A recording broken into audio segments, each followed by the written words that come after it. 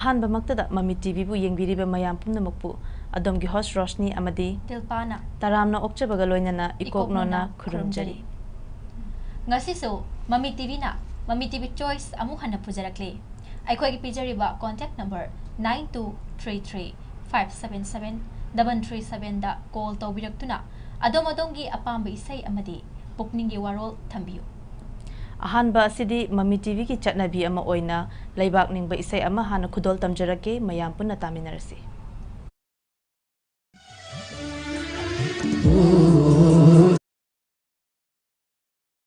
Ima nangumbi leite ima oina tiduna lapna chatuna nangumbi phanoi ima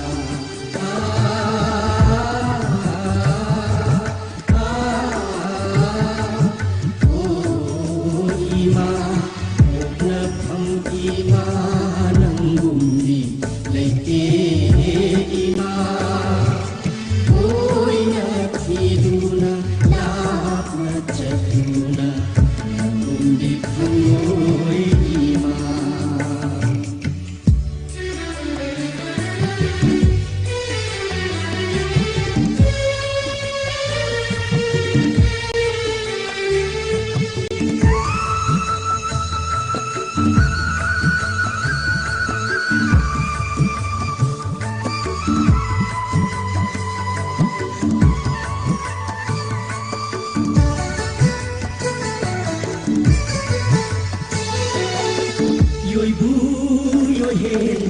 Napari ai khoini nangi dama hingli ima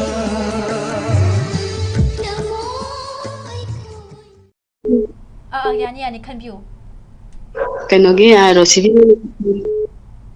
aigi tarina sinana tabu yani adu khusari isai khanbirakliba isai di sakpigre mate amasung ngangre ming laifam amta haibiyo aise unipur pulen galene ko hoy duka thokcho oji chau to lao to la iche haina kauzage iche yabigadra yani hello iche isai do matek amatang ngangthok fikre do kitang sang na iche isai do tajaning bai isai kitang sang na sakpiu mathang doi sagragi kharam sakrabani mathang gin thage ꯈꯣꯟꯁꯨ ꯍꯧꯖꯤꯛ ꯃꯇꯦꯛ ꯑꯃ ꯁꯛꯂꯛꯄꯗꯨꯗ ꯑꯗꯨꯝ ꯐꯖꯩꯅ ꯈꯟꯖꯩ ꯑꯩꯈꯣꯏꯅꯁꯨ ꯇꯥꯕꯗꯁꯨ ꯌꯥꯝ ꯅꯨꯡꯉꯥꯏꯖꯩ ꯁꯥꯡꯅ ꯁꯛꯄꯤꯔꯒꯗꯤ ꯑꯃꯨꯛꯀ ꯍꯦꯟꯅ ꯅꯨꯡꯉꯥꯏꯒꯗꯕꯅꯤꯀꯣ ꯑꯗꯨꯕꯨ ꯃꯊꯪꯗ ꯁꯛꯂꯛꯑꯒꯦ ꯍꯥꯏꯕꯅꯤꯅ ꯑꯩꯈꯣꯏꯅꯁꯨ ꯀꯩ ꯍꯥꯏꯅꯤ ꯅꯠꯇ꯭ꯔꯥ ꯑꯩꯈꯣꯏꯅꯗꯤ ꯌꯥꯝ ꯁꯛꯍꯟꯅꯤꯡꯕꯅꯦꯕ ꯑꯩꯈꯣꯏꯅꯗꯤ ꯌꯥꯝ ꯁꯛꯍꯟꯅꯤꯡꯉꯤ ꯑꯗꯣ ꯑꯩ ꯃꯊꯪ ꯐꯖꯅ ꯁꯛꯂꯛꯑꯒꯦ ꯑꯗꯨꯕꯨ ꯏꯆꯦ ꯍꯧꯖꯤꯛ ꯆꯥꯛ ꯆꯥꯕꯤꯔꯕꯣ ꯍꯜꯂꯣ 이제 짝 잡이라보. 짝 짜지? ꯊꯣꯡꯕꯗꯤ ꯂꯣꯏꯔꯦ. ꯀꯩ ꯃꯊꯦꯜ ꯊꯣꯡꯕꯤꯔꯒꯦ ꯏꯆꯦ? ꯀꯩꯅꯣ ꯊꯣꯡꯖꯜꯂꯦ ꯀꯩ ꯊꯣꯡꯉꯦꯅ ꯈꯜꯂꯦ ꯁꯤꯟꯕꯤ ꯇꯧꯔꯒ. ꯑꯍꯥꯎꯕ ꯍꯤꯟꯖꯥꯡꯁꯨ ꯆꯥꯕꯤꯗꯣꯔꯦ ꯍꯧꯖꯤꯛ. ꯑꯗꯣ ꯃꯇꯝꯅꯤꯅ ꯏꯆꯦ ꯑꯍꯥꯎꯕ ꯍꯤꯟꯖꯥꯡꯅꯤ. ꯍꯣꯏ. ꯏꯁꯩꯁꯤꯕꯨ ꯀꯅꯥꯗꯒ ꯗꯤꯗꯤꯀꯦꯠ ꯇꯧꯕꯤꯅꯤꯡꯕ ꯂꯩꯒꯦ? ꯑꯩꯅ ꯏꯁꯩ ꯗꯤꯗꯤꯀꯦꯠ ꯇꯧꯅꯤꯡꯉꯤꯁꯦ ꯑꯩꯒꯤ ꯍꯁꯕꯦꯟꯗꯣ ꯑꯃ ꯑꯗꯒꯤ ꯑꯃꯅ ꯑꯩꯒꯤ ꯐ꯭ꯔꯦꯟ ꯑꯃ ꯕꯦꯕꯣ ꯂꯨꯋꯥꯡꯗ ꯑꯃ ꯇꯧꯒꯦ. ꯌꯥꯝꯅ ꯅꯨꯡꯉꯥꯏꯖꯩ. ꯃꯃꯥꯡꯗ ꯀꯣꯂꯔꯁꯦ ꯑꯩꯈꯣꯏ ꯃꯁꯛ ꯈꯪꯕꯒꯨꯝ ꯇꯧꯋꯦꯀꯣ. ꯃꯃꯥꯡꯗꯁꯨ ꯇꯧꯔꯛꯈ꯭ꯔꯕ ꯃꯥꯜꯂꯦ. 우리뽕ꯇꯒꯤ ꯆꯥꯎꯕ. ꯃꯃꯥꯡꯗꯁꯨ ꯇꯧꯔꯛꯈ꯭ꯔꯦ. 우리뽕ꯇ 이제 ꯆꯥꯎꯕ ꯑꯩꯈꯣꯏ ꯃꯃꯥꯡꯗꯁꯨ ꯇꯧꯕꯤꯔꯛꯈ꯭ꯔꯦ. ꯌꯥꯝꯅ ꯅꯨꯡꯉꯥꯏꯖꯩ ꯏꯆꯦ. ꯑꯗꯨꯝ ꯂꯦꯞꯇꯅ ꯐꯣꯟ ꯇꯧꯕꯤꯔꯛꯄꯒꯤꯗꯃꯛꯇ. 이제도 이제 아이코이나 마미티비기 할로 이제 따비브라 아우 따저리바 나이제 또 딸레카 나와 이제 코이나 랩트나 자타저락바 토라마시다 아이코이나 ꯑꯗꯨꯝ ꯍꯥꯞꯇꯨꯅ ꯂꯥꯛꯄ ꯄꯥꯎꯔꯧ ꯄꯥꯎꯇꯥꯛ ꯏꯆꯦꯗ ꯄꯥꯎꯔꯧ ꯑꯃꯇ ꯊꯝꯖꯔꯛꯀꯦ ꯌꯥꯅꯤ ꯑꯩ ꯀꯩꯅꯣ ꯇꯧꯕ ꯑꯣꯏꯗꯤ ꯑꯩ ꯑꯗꯨꯝ ꯍꯪꯖꯔꯤ ꯌꯥꯅꯤ ꯍꯪꯕꯤꯔꯛꯑꯣ ꯆꯥꯛꯈꯨꯝꯗ ꯍꯨꯏ ꯆꯪꯕ ꯃꯤꯔꯛꯇ ꯍꯪꯗꯣꯡ ꯆꯪꯕ ꯆꯥꯛꯈꯨꯝꯗ ꯍꯨꯏ ꯆꯪꯕ ꯃꯤꯔꯛꯇ ꯍꯧꯗꯣꯡ ꯆꯪꯕ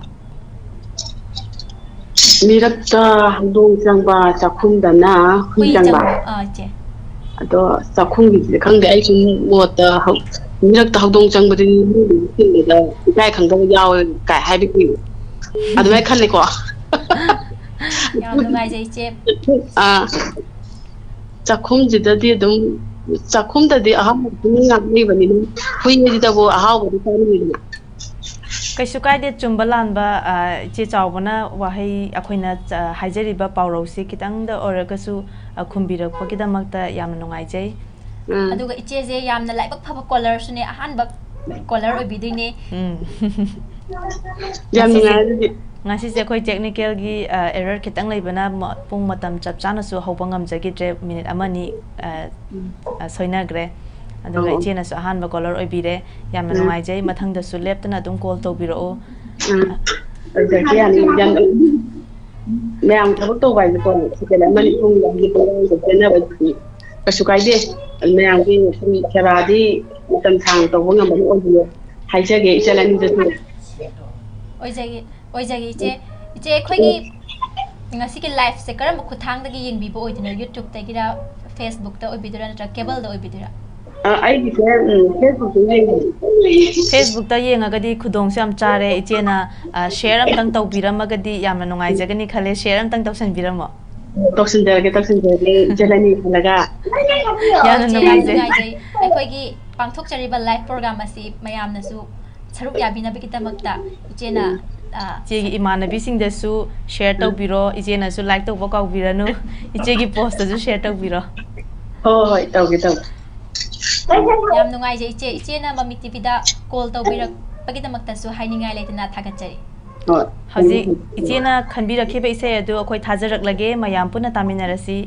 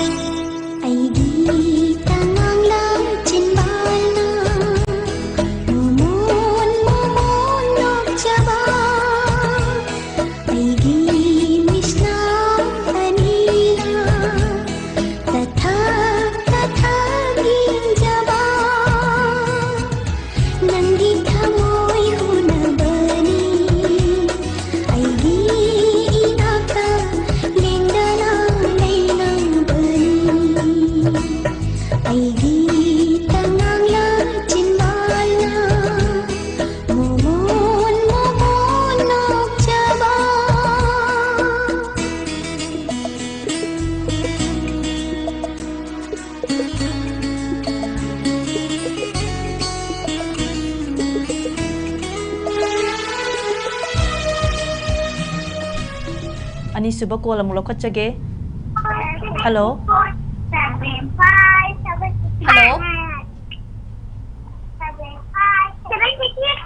hello hello hello tazai tazai haibiu oi iyamani haibiu isai khanbiu yani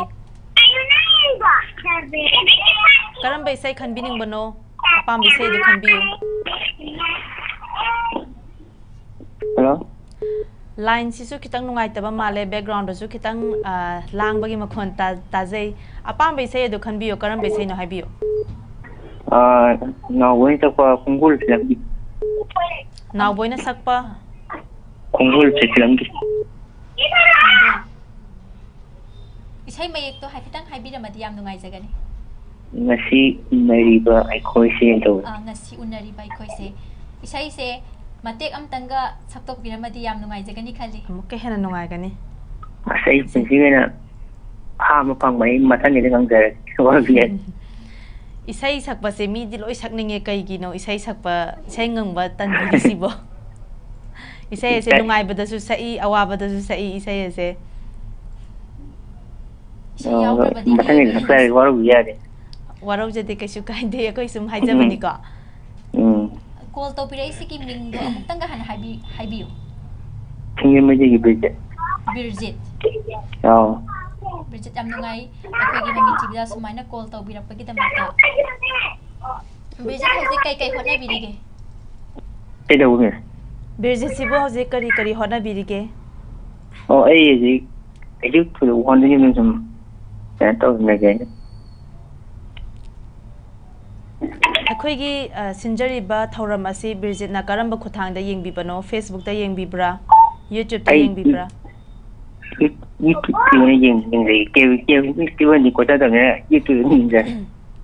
ꯌꯥꯝꯅ ꯅꯨꯡꯉꯥꯏꯖꯩ ꯑꯩꯈꯣꯏꯒꯤꯗꯤ ꯌꯨꯇ꯭ꯌꯨꯕꯇꯕꯨ ꯌꯦꯡꯕꯤꯕ ꯑꯣꯏꯔꯁꯨ ꯐꯦꯁꯕꯨꯛꯇꯕꯨ ꯌꯦꯡꯕꯤꯕ ꯑꯣꯏꯔꯁꯨ ꯅꯠꯇ꯭ꯔꯒꯅ ꯀꯦꯕꯜꯗ ꯌꯦꯡꯕꯤꯕ ꯑꯣꯏꯔꯁꯨ ꯌꯦꯡꯕꯤꯕꯒꯤꯗꯃꯛ ꯌꯥꯝꯅ ꯊꯥꯒꯠꯆꯔꯤ ꯕꯤꯔꯖꯤꯠꯄꯨ ꯕꯤꯔꯖꯤꯠꯅ ꯌꯦꯡꯕꯤꯕꯗ ꯑꯩꯈꯣꯏꯅ ꯍꯥꯏꯖꯅꯤꯡꯕ ꯑꯃꯅ ꯂꯥꯏꯛ ꯇꯧꯕ ꯀꯥꯎꯕꯤꯒꯅꯨ ꯁꯦꯌꯔ ꯇꯧꯕ ꯀꯥꯎꯕꯤꯒꯅꯨ ꯑꯃꯗꯤ ꯌꯨꯇ꯭ꯌꯨꯕꯇ ꯑꯣꯏꯔꯒꯅ ꯁꯕꯁꯀ꯭ꯔꯥꯏꯕ ꯇꯧꯕꯁꯨ ꯀꯥꯎꯕꯤꯒꯅꯨ ꯍꯥꯏꯖꯅꯤꯡꯉꯤ ꯕꯤꯔꯖꯤꯠꯇ ꯅꯠꯇꯅ ꯕꯤꯔꯖꯤꯠꯀꯤ ꯏꯃꯥꯟꯅꯕꯤꯁꯤꯡꯗꯁꯨ ꯂꯥꯏꯛ ꯁꯕꯁꯀ꯭ꯔꯥꯏꯕ ꯇꯧꯕ ꯀꯥꯎꯕꯤꯗꯅꯕ ꯑꯝꯇꯪ ꯅꯤꯡꯁꯤꯡꯖꯒꯦ ꯍꯣꯏ ꯃꯤꯁ ꯑꯩ ꯇꯧꯖꯒꯦ ꯌꯥꯝ ꯅꯨꯡꯉꯥꯏꯖꯩ ꯕ꯭ꯔꯤꯖꯤꯠ ꯌꯥꯝ ꯅꯨꯡꯉꯥꯏꯖꯩ ꯑꯗꯨꯒ ꯕ꯭ꯔꯤꯖꯤꯠ ꯑꯩꯈꯣꯏ ꯈꯨꯗꯣꯡꯆꯥꯕ ꯑꯝꯇꯪ ꯂꯧꯖꯍꯧꯔꯒ ꯑꯩꯈꯣꯏꯅ ꯃꯨꯠꯈꯤꯒꯗꯧꯔꯕ ꯑꯩꯈꯣꯏꯒꯤ ꯏꯄꯥ ꯏꯄꯨꯁꯤꯡꯅ ꯊꯝꯕꯤꯔꯝꯕ ꯐꯖꯈ꯭ꯔꯕ ꯃꯤꯡꯒꯧꯁꯤꯡꯁꯦ ꯀꯧꯕꯤꯗꯨꯅ ꯕ꯭ꯔꯤꯖꯤꯠꯅ ꯑꯩꯈꯣꯏꯕꯨ ꯕ꯭ꯔꯤꯖꯤꯠꯅ ꯍꯟꯕ ꯃꯥꯟꯕꯤꯔꯒꯅ ꯑꯩꯈꯣꯏꯗ ꯏꯆꯜ ꯍꯥꯏꯅ ꯀꯧꯕꯤꯌꯨ ꯑꯗꯨꯒ ꯑꯩꯈꯣꯏꯅ ꯍꯟꯕ ꯃꯥꯜꯂꯒꯅ ꯏꯆꯦ ꯍꯥꯏꯅ ꯀꯧꯕꯤꯌꯨꯅ ꯍꯥꯏꯖꯅꯤꯡꯉꯤ ꯍꯟꯕꯗꯤ ꯀꯅꯥꯅ ꯍꯟꯗꯣꯏꯅꯣ ꯈꯪꯗ꯭ꯔꯦ ꯃꯤꯁꯟꯗꯨꯝ ꯀꯧꯖꯔꯒꯦ ꯀꯩꯁꯨ ꯀꯥꯏꯗꯦ ꯕ꯭ꯔꯤꯖꯤꯠ ꯌꯥꯝ ꯅꯨꯡꯉꯥꯏ ꯑꯗꯨꯗꯤ ꯕꯤꯔꯖꯤꯠꯇ ꯑꯩꯈꯣꯏ ꯄꯥꯎꯔꯧ ꯑꯝꯇꯪ ꯊꯝꯖꯔꯛꯀꯦ ꯌꯥꯒꯗ꯭ꯔꯣ ꯕꯤꯔꯖꯤꯠꯀꯤ ꯑꯌꯥꯕ ꯂꯧꯔꯒ ꯄꯥꯎꯔꯧꯁꯦ ꯀꯌꯥꯗ ꯌꯥꯅꯤ ꯍꯥꯏꯕꯤꯔꯛꯑꯣ ꯈꯪꯗ꯭ꯔꯁꯨ ꯀꯩꯁꯨ ꯀꯥꯏꯕ ꯂꯩꯇꯦ ꯁꯨꯝ ꯌꯦꯡꯕꯤꯌꯣ ꯈꯪꯕ꯭ꯔꯥ ꯈꯪꯗꯕ꯭ꯔꯥꯗꯣ ꯍꯥꯏꯐꯦꯠ ꯌꯦꯡꯕꯤꯌꯣꯕꯀꯣ ꯇ꯭ꯔꯥꯏ ꯇꯧꯖꯒꯦ ꯇꯨꯡꯒꯣꯟꯗ ꯈꯣꯏ ꯆꯪꯕ ꯇꯨꯡꯒꯣꯟꯗ ꯈꯣꯏ ꯆꯪꯕ ꯍꯥꯏꯔꯤꯕ ꯑꯁꯤꯒꯤ ꯄꯥꯎꯔꯧꯁꯤ ꯕꯤꯔꯖꯤꯠꯀꯤ ꯋꯥꯈꯜꯗ ꯀꯔꯤ ꯐꯥꯎꯕꯤꯕꯒꯦ ꯑꯗꯨꯝꯇ ꯍꯥꯏꯕꯤꯌꯨ ꯇꯨꯡꯒꯣꯟꯗ ꯈꯣꯏ ꯆꯪꯕꯁꯤ ꯈꯪꯖꯗ꯭ꯔꯦ ꯀꯩꯁꯨ ꯀꯥꯏꯗꯦ ꯃꯊꯪꯗ ꯀꯣꯜ ꯇꯧꯕꯤꯔꯛꯑꯣ ꯑꯗꯨꯒ ꯃꯊꯪꯗꯗꯤ ꯐꯣꯡꯕ ꯉꯝꯕ ꯑꯣꯏꯕꯤꯌꯨ ꯑꯝꯇꯪ ꯊꯤꯕꯤꯌꯣ ꯑꯗꯨꯒ ꯑꯩꯈꯣꯏ ꯑꯃꯨꯛꯁꯨ ꯅꯤꯡꯁꯤꯡꯖꯔꯛꯀꯦꯀꯣ ꯀꯣꯜ ꯁꯣꯏꯗꯅ ꯇꯧꯕꯤꯔꯛꯑꯣ ꯑꯃꯨꯛꯀꯁꯨ ꯍꯪꯉꯛꯀꯅꯤ ꯅꯠꯇ꯭ꯔꯥ ꯑꯩꯈꯣꯏ ꯑꯃꯨꯛꯀꯁꯨ ꯍꯪꯁꯤ ꯃꯥꯅꯤ ꯌꯥꯝ ꯅꯨꯡꯉꯥꯏꯖꯩ ꯕ꯭ꯔꯤꯖꯤꯠꯅ ꯈꯟꯕꯤꯔꯛꯄ ꯏꯁꯩ ꯑꯁꯤ ꯀꯅꯥꯗꯗꯤ ꯗꯤꯗꯤꯀꯦꯠ ꯇꯧꯕꯤꯅꯤꯡꯕꯒꯦ ꯃꯃꯤ ꯇꯤꯚꯤ ꯇꯥꯕꯤꯔꯤ ꯃꯌꯥꯝ ꯑꯗꯨꯝ ꯇꯥꯃꯤꯟꯅꯖꯔꯒꯦ ꯃꯤꯁ ꯌꯥꯎꯅ ꯌꯥꯝ ꯅꯨꯡꯉꯥꯏꯖꯩ ꯕ꯭ꯔꯤꯖꯤꯠ ꯑꯩꯈꯣꯏꯕꯨ ꯃꯤꯁ ꯍꯥꯏꯅ ꯀꯧꯕꯤꯒꯅꯨ ꯑꯗꯨꯝ ꯑꯩꯈꯣꯏꯒꯤ ꯏꯆꯝ ꯆꯝꯅ ꯃꯔꯨꯞ ꯃꯥꯟꯕꯤꯕ ꯃꯥꯜꯂꯦ ꯑꯗꯨꯅ ꯃꯔꯨꯞ ꯍꯥꯏꯅ ꯑꯗꯨꯝ ꯀꯧꯕꯤꯌꯨ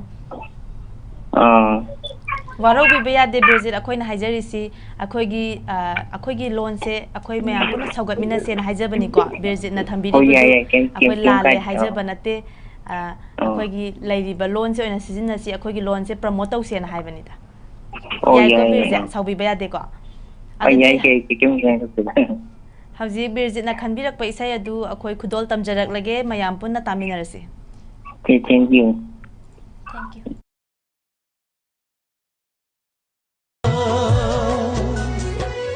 tungi punsina kari oirakani tungi punsina kari oirakani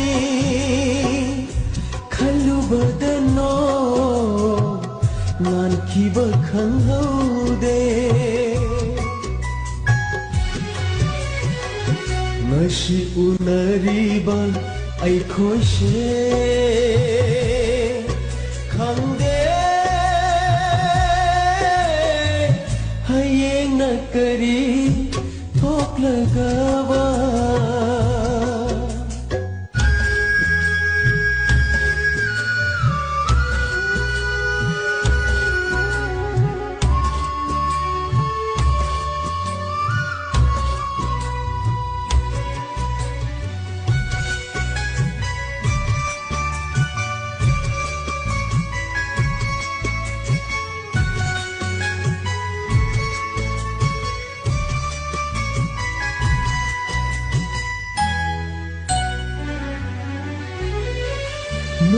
shiragaloiraba miyoi mapokse ahum suba call amuk lokhatsi se call se yamna kungba oibana hello hello sima mi timi gi sei khan bai do oibira bro mani mami tv choice ne ꯑꯄꯥꯝꯕ ꯏꯁꯩꯗꯨ ꯏꯁꯩ ꯑꯝꯇ ꯈꯟꯖꯒꯦꯕ. ꯈꯟꯕꯤꯌꯨ ꯌꯥꯅꯤ. Hello. Hello. Hello, ꯑꯄꯥꯝꯕ ꯏꯁꯩ ꯍꯥꯏꯕꯤꯌꯨ. ꯇꯥꯖꯩ. ꯐꯣꯟꯗꯣ ꯈꯤꯇꯪ ꯂꯥꯞꯊꯣꯛꯄꯤꯔꯒ ꯍꯥꯏꯕꯤꯔꯛꯑꯣ, ꯑꯩꯈꯣꯏ ꯈꯤꯇꯪ ꯏꯒꯣ ꯆꯠꯄꯒꯤ ꯇꯥꯏꯞꯇ ꯇꯧꯕ. 이세이도 그노 사푸기 아무도 간절했다. 칸비유 이세 매 하비유. 준비를 따또 비르는도. sakhenbi nangbu urubadai tawba isai do oibidau male. Yamna nungaijai, yam phajaba isai ni. Yamna phajaba isai se kaisongi khonda haipitang ngangbiramadi yamna nungaijagani khanjai. 이세이 ngang yam pak kan tawjadaba haitare dugi. Masiri isai se amtang ngango yadre. Masiri color ga ise isai di yam pamjaba duga haisu hairamdani isai sakpaje isai je sakpokpa ikaiba amdi yawe. Kaira kadino ama khangdaba amdi yawre. Yam nungaijai adu call tawbirai sigi minga leithamga ta thambiyu. Phone tawbirai je arambam rosan. Arambam rosan. Rosan haibi bani ko. Ha. Rosan. Rosan yam nungaijai khoi mami TV choice ta phone tawbirak na isai phajabam su khanbire.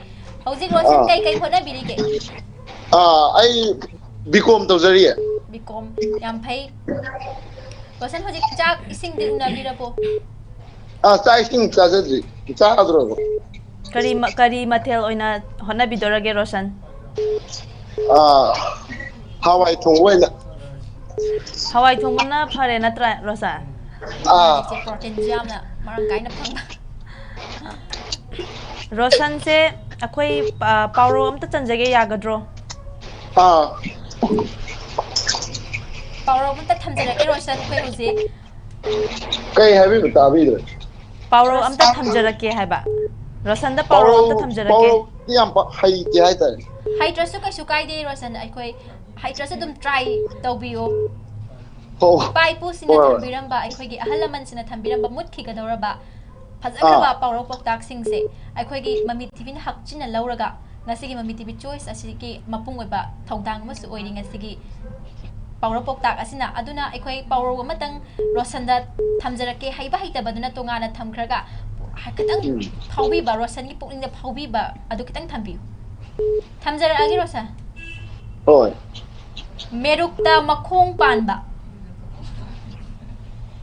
merukta makhong pan matangi live toina pizza gan salo kasino di khangre ai ta yamna nungai jai mathang da pirake hai se mathangi hapta si bokta thidoine ba thibadai di khangdoine ba ado khangbadune ba khoina pamjari sisu mani Rosan khangdraga su kaisu kai blaite adubu hena sigi hari ba sigi athase kaino na khangbibado khangbiraga khoida khumbirakpodo khoisu yamna nungai jai Rosan soidana thibiro aduga mathang da su call soidana tawbiro Rosan aduga akhoi hojik san khiba merukta makhong panba haiba pawro si Rosan je hojik thamgibaga khangning be maina TV du na traga dum khumjanbi dira khumjanbadi yaroi mathang da thamage habani na yai ko Rosan yai tawsanaraga thamjangibadi yaroi ko hoi akhoi na ngasi pawro thamjari se khangdrasu khangnaba try adum tawbiyo ba khangre na thamjanbibagi adudi tawbigano na haijaningi aduga Rosan na mathang di sungsoi soidana phongdok jage harpa wafam do yam nungai jai akhoi na mami TV da sumaina akhana na lawjaraga pawro poktak asi thamjarakpada mathang da su phongjarake haiba pakhum je tabada yam nungai jai haida hotnaningbagi pawro je yokhattaba yade haibagi amadi wakhan je Rosan da phawbu ba ubai tare adi mana phawai ta yam nungai jai Rosan na hojik pamna khanbirak pa isai adu khoi thajarak lage aduga mami TV da phone tawbirak pagi damakta su hainingai leitana thagachari welcome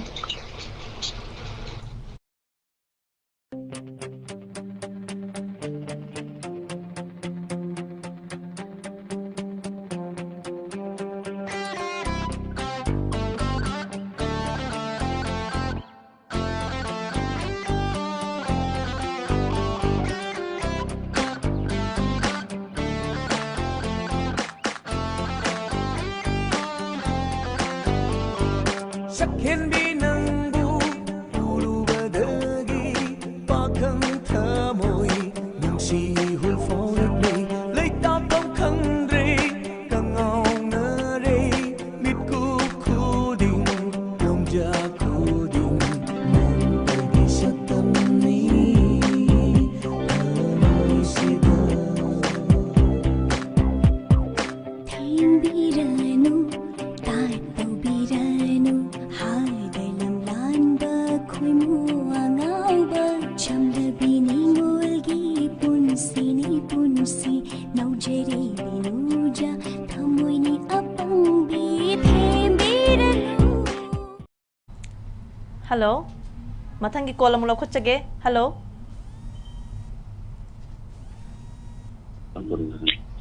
Hello. Hello. Mami TV gi keno Mami hoibirabra. TV choice ne haibiyu. Apambi se thambiyu. Oh, isai amta khanjage tawba. Khanbiyu yani adongi damaktani khanbiyu. Ai hala mai lai kai gi chelang bom deben. Hoi, apambi se adu amtang khanbiyu deben. Kunju kumana suksaba lilagi kana laiki hedu. Kana laite haiba. Joy Kumar sakba. Oh, Joy Kumar. Kana lekte. Isai mati amtang nganghanse. Oh, ado sakti ujadre mingau se Deven haina kaubada warau bikatra. Warau di. Deven akoi isai do matek amatang lan thokpiramati yam nungai jagani khanjai isai matek amtang lan thokpiramu. Adu do ngangjage lejeng. Mane Yana nungai je ta khanbiro. Kolar ahum torokpaje isai seng. Isai saw amta yadaba. Hauraba yaraba. Yare hai sakpiro. Kana laite aigi sida kana laite aigi sida idomatan aigi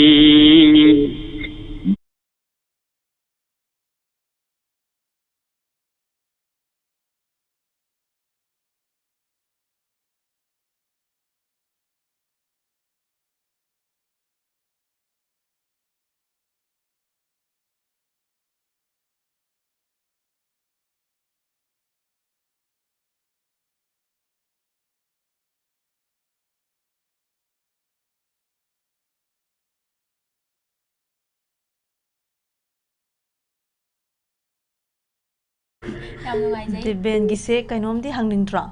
Hangni che do che saurak kadra di khang hangasre che do. Sarak to budi male do hangbana di fai. Thamoi dagi sakpa ma di yaweba. Hangake ya bro Deven. Akoi hangning bam lai reba. Deven gi sai se thamoi dagi su sakpirak pa male ado kaina gi bagumba yawba lai bi bro. Lai jiga yawba male. Yam nungai jai Deven. Aduda sai thabane ba natra. Hoi. Aduni haina blai sai se nungai bata su sai awa bata su sai haibado. Sai se thamoi dagi saklakpa oi baduna oi gadra khangde surju yam phajana Joy Kumar dagi tadana sakpira e. Sumatau tamjari bagi. Isai ga sa amadi Deven ji yam phauba singer Deven na chatawba male. Ado Deven hyanglam side se hatak ising ichau thokiba sing kari khudong jada ba mayok na bagati laibi bage. Awa badi yam leida. Kitang paudom biramo. Ising sauna namdra ya da ba.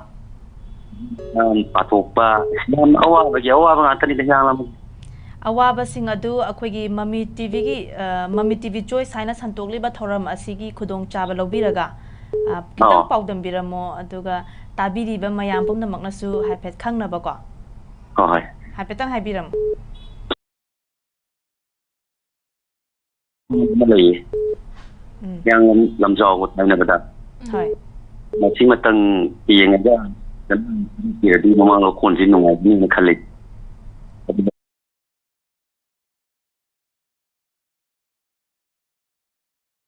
kumen tanah taruk di maning dasi mengai mamang di sana. Sini kita ngajar lagi dah.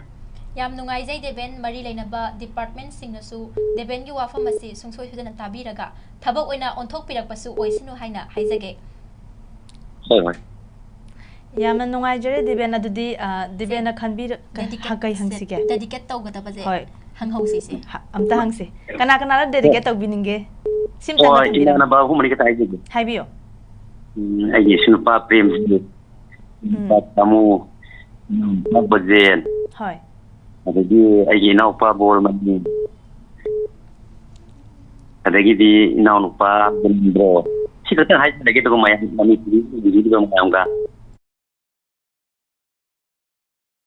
ꯌꯥꯝꯅ ꯅꯨꯡꯉꯥꯏꯖꯩ ꯗꯦꯕꯦꯟ ꯑꯗꯣ ꯈꯨꯗꯣꯡꯆꯥꯕ ꯑꯃꯇꯪ ꯂꯧꯔꯒ ꯑꯩꯈꯣꯏ ꯋꯥꯐꯝ ꯑꯃꯇꯪ ꯍꯥꯏꯖꯍꯧꯒꯦ ꯑꯩꯈꯣꯏꯒꯤ ꯃꯃꯤ ꯇꯤꯚꯤ ꯆꯣꯏꯁ ꯍꯥꯏꯅ ꯁꯇꯔꯗꯦ ꯈꯨꯗꯤꯡꯒꯤ ꯄꯨꯡ 7ꯗ ꯄꯥꯡꯊꯣꯛꯆꯔꯝꯕꯅꯤ ꯑꯗꯣ ꯍꯧꯖꯤꯛꯇꯤ ꯈꯤꯇꯪ ꯈꯨꯗꯣꯡꯆꯥꯗꯕ ꯑꯃ ꯂꯩꯕꯗꯒꯤ ꯑꯩꯈꯣꯏ ꯅꯣꯡꯃꯥꯏꯖꯤꯡ ꯅꯨꯃꯤꯠꯀꯤ ꯄꯨꯡꯐꯝꯗꯤ ꯁꯣꯏꯗꯕꯤꯗ ꯍꯥꯟꯅꯩ ꯄꯨꯡꯐꯝꯗꯤ ꯁꯣꯏꯗꯕꯤꯗ ꯄꯨꯡ 7ꯗ ꯑꯩꯈꯣꯏ ꯄꯥꯡꯊꯣꯛꯆꯔꯒꯅꯤ ꯃꯊꯪ ꯆꯠꯊꯔꯛꯄꯁꯤꯡꯗ ꯃꯊꯪꯒꯤ ꯁꯟꯗꯦꯒꯤ ꯄꯨꯡ 7 ꯇꯥꯕ ꯃꯇꯝꯗꯁꯨ ꯁꯨꯡꯁꯣꯏ ꯁꯣꯏꯗꯅ ꯀꯣꯜ ꯇꯧꯕꯤꯔꯛꯇꯨꯅ ꯑꯄꯥꯝꯕ ꯏꯁꯩ ꯑꯃꯗꯤ ꯄꯨꯛꯅꯤꯡꯒꯤ ꯋꯥꯔꯣꯜꯁꯤꯡꯁꯨ ꯊꯝꯕꯤꯌꯨ ꯍꯥꯏꯅ ꯍꯥꯏꯖꯒꯦ ꯑꯗꯨꯒ ꯃꯔꯛꯇ ꯑꯝꯇꯪꯒ ꯍꯥꯏꯖꯍꯧꯒꯦ ꯗꯦꯕꯦꯟ ꯁꯇꯔꯗꯦꯗꯁꯨ ꯑꯩꯈꯣꯏ ꯄ꯭ꯔꯣꯒ꯭ꯔꯥꯝ ꯁꯟꯇꯣꯛꯄꯗꯤ ꯂꯦꯞꯆꯗꯦꯀꯣ ꯁꯇꯔꯗꯦꯗꯁꯨ ꯌꯦꯡꯕꯤꯌꯨ ꯄ꯭ꯔꯣꯒ꯭ꯔꯥꯝ ꯑꯗꯨꯝ ꯈꯟꯕꯤꯌꯨ ꯅꯨꯡꯉꯥꯏꯕ ꯄ꯭ꯔꯣꯒ꯭ꯔꯥꯝ ꯑꯃꯁꯨ ꯁꯟꯇꯣꯛꯆꯕꯅꯤ ꯑꯗꯨꯅ ꯃꯔꯝ ꯑꯣꯏꯔꯒ ꯑꯩꯈꯣꯏꯅ ꯁꯇꯔꯗꯦꯗ ꯇꯧꯔꯝꯕ ꯊꯧꯔꯝ ꯑꯁꯤ ꯅꯣꯡꯃꯥꯏꯖꯤꯡ ꯅꯨꯃꯤꯠꯇ ꯑꯣꯟꯊꯖꯔꯛꯄꯅꯤ ꯌꯥꯝꯅ ꯅꯨꯡꯉꯥꯏꯖꯩ ꯗꯦꯕꯦꯟꯅ ꯗꯦꯗꯤꯀꯦꯠ ꯇꯧꯕꯤꯔꯤꯕ ꯃꯤꯁꯤꯡꯗꯨꯒ ꯑꯩꯈꯣꯏ ꯇꯥꯃꯤꯟꯅꯅꯕ ꯍꯧꯖꯤꯛ ꯑꯩꯈꯣꯏ ꯏꯁꯩꯗꯣ ꯊꯥꯖꯔꯛꯂꯒꯦ ꯃꯌꯥꯝ ꯄꯨꯟꯅ ꯇꯥꯃꯤꯟꯅꯔꯁꯤ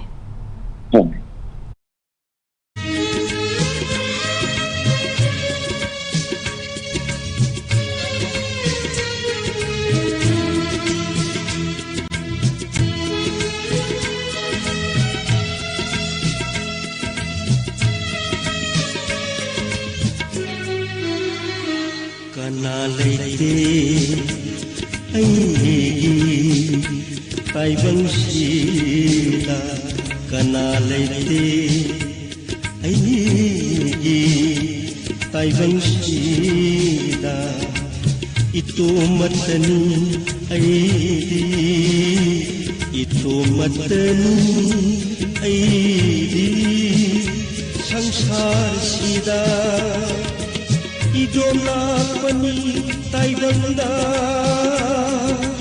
idon hankhini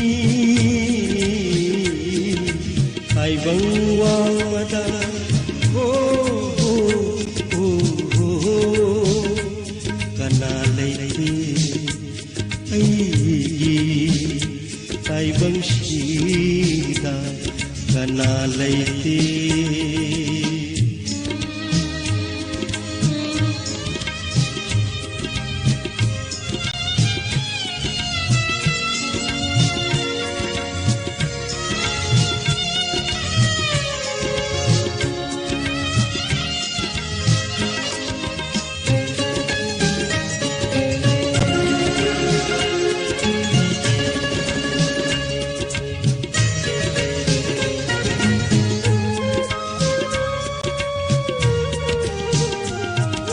nang ai maha makhoi mari laina de kanasu aiga nang ai maha makhoi mari laina de kanasu aiga ai se nakhoi चे कॉल से यामन लेप्तबिदु स्टॉक सलई हौजी मखा ताबा कॉलर अममु पाइखतसिसि पाइखतलसे hello hello mummy TV choice नि अपाम बेसे यदु खनबियु मिस अनीबु गुड इवनिंग का संदंग लांगम लेकादे लांगमरो बिताले सिदि फेम ता ताजगेना ताबियो यानी हाइबियो करम बेसे नो हाइबियो पंथौ मांगोन खेंजों लायना एसके मंगांग न कोबर सोंग सकदो अदुम ता ताजगे पंथौ मांगोल खेंजों लांग हाइबदो कॉलर से की मिंगा लाइफम गमता हाइबियो का संदंग लांगम लेकादे के लांगमरो बिता रोजिता रोजिता याम नुंगाई जे खोई ममी टीवी चॉइस ता कॉल तौबिरक्तुना यामना फजबा यामना नुंगशिबा इसाय अमा खनबिरक्पगिदमक्ता यामना फजबा नुंगशिबा इसाय असि मते अमत कितंग नंग थोपिरम होय मते मा Sanjay วันทั้งมังโดนแค่เรื่องลายแต่ว่ายังเข้ามังเดือดทาสำลักกุกันเลยได้เนื้อใจยิ่งแต่โอ้ยเนื้อโอ้ยเนื้อมุ้งยิ่งเต็มอังกฤษจะกุศลดีเซ็ตที่เซ็ตเจลีมุสันจะเล่นจะอะไรกันRosita conscience yam phasai ai Rosita matung ilaga isai tum changnak pam phor pod isai yam su ta na ngam pagi che yamna nungai jai Rosita isai mati ama thabirak pagi damak ado Rosita da khoi pawro khatang thamjarake yagadra Rosita yari miss idea dum miss sai be se bokin je yam ta ba nungai ta ba khoi gi ko kanu yam ta leba tapna tabirira natragana tatlira line sa line je khoi gi ai bo ngang silak pa ta ta tau ba ai sa na wa ngang ba se khoi gi bokin je hanjila ba aduma yam nungai ta mai ta ai khoi gi live ase cable da gi yeng bi boy dura YouTube da gi yeng bi boy dura karam ba da yeng bi boy duna YouTube da yeng ja ba ne miss adum kanu interactive kanu da dum yeng ai khoi di dum YouTube ta yam ba yeng e for dum pa cable da yeng bi bo already cable ga di kitang naknaradi kanu iko sat pe ta ba su nungai ta bane ba hujik ya kitang ya re loudspeaker muthat piradi loudspeaker muthat ta ba nungai ga ba mari ke ha ba miss loudspeaker do muthat laga phone da haipetang khoina wari sana jari se aduna kitang nungai ga dra na kanjaba tha di miss kitang marakta net nungai ta ba oiram ngakpi gani adugi dama hujik da ta adudi Rosita da khoi pawro amtang thamjarake ko Rosita Rabona Soraren Kairak Thaba amuka hanjarake Ravana Soralen Kairak Thaba adugi miss adugi pawsum do ai pi ba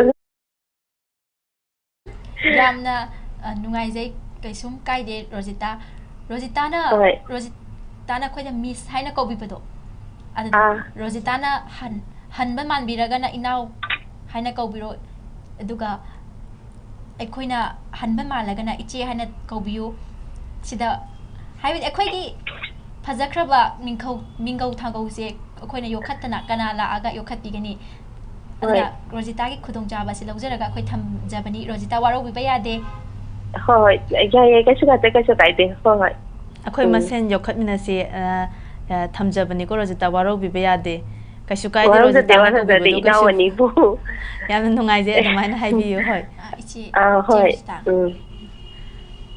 ichi Rosita se hoji kari hona birige ai kai so thu dok bo hona jade adum yum da adum leijari ya hoi yam nungai je aduga ije Rosita na khambirak liba isai sibu kana daga dedicate tawbining baga leige adu amani dang thambi rambadi yamna hen nungai jagani adum inawani ga di chata thoi ba mayam punna maka adum mami TV bu tabiri ba punna maka adum tamina jarage yamna nungai jare ije Rosita aduga kogi YouTube ta yengbiraga su Facebook ta su koi thajabani ko Facebook ta su mami TV network haina YouTube ta dum leijai hoi Facebook ta su leibane ba kogi kaino se channel se Facebook ta su yengbiu like share adagi adongi marup ta su haibiu yengbiu subscribe ta busu kau biganu haijage YouTube ta yengbiraga na share jam tau bani ya nungai je ta bada nungai je tawe ngarangi sai singa akoi oja ke bi sanai dum sia tau bon nei to yam nungai jai je ta bada yam nungai je thaujai ichena pamna khanbirak pa panthau mangon khenjong lang haiba isai ase khoi thajarak lage ichena dedicate tawbiriba mayam asiga khoi puna taminarasi phone tawirak pagi tamakta su hainingai leitana thagachari hai law ni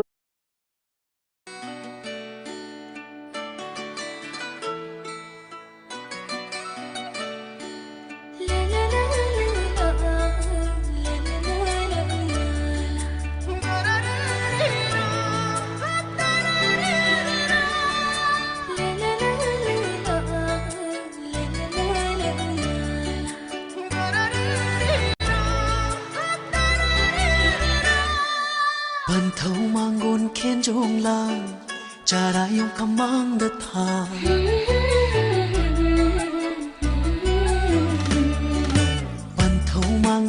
khen jong la jara yung khamang da tha sham lang pui ka kari bi nu ja ye ka hun oi na hun ye na o bangan dem za ko sha ye jara phi phi ban thong mang gon khen jong la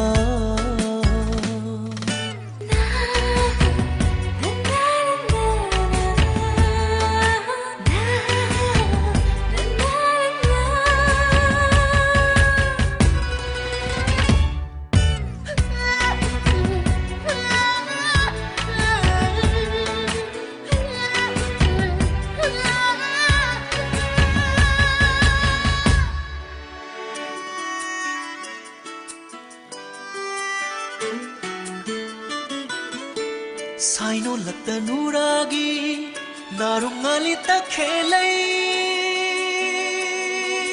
ho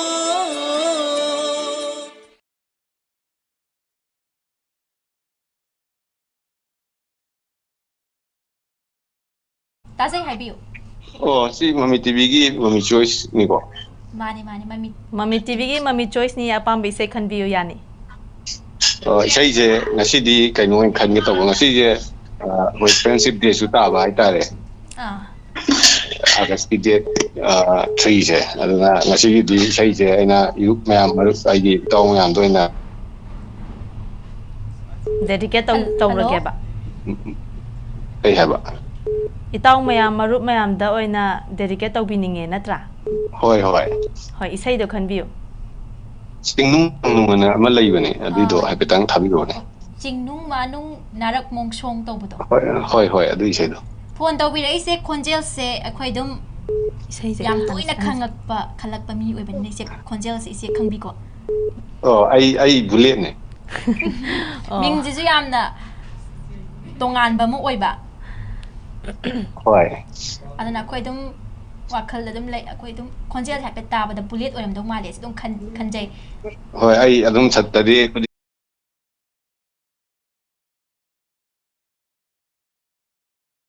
Hoi Saturday night show do na mahut singre ko hausi adugi damakta khoina hana sinjaram budu Sunday da oina on thajarak pani Timing di change tawde.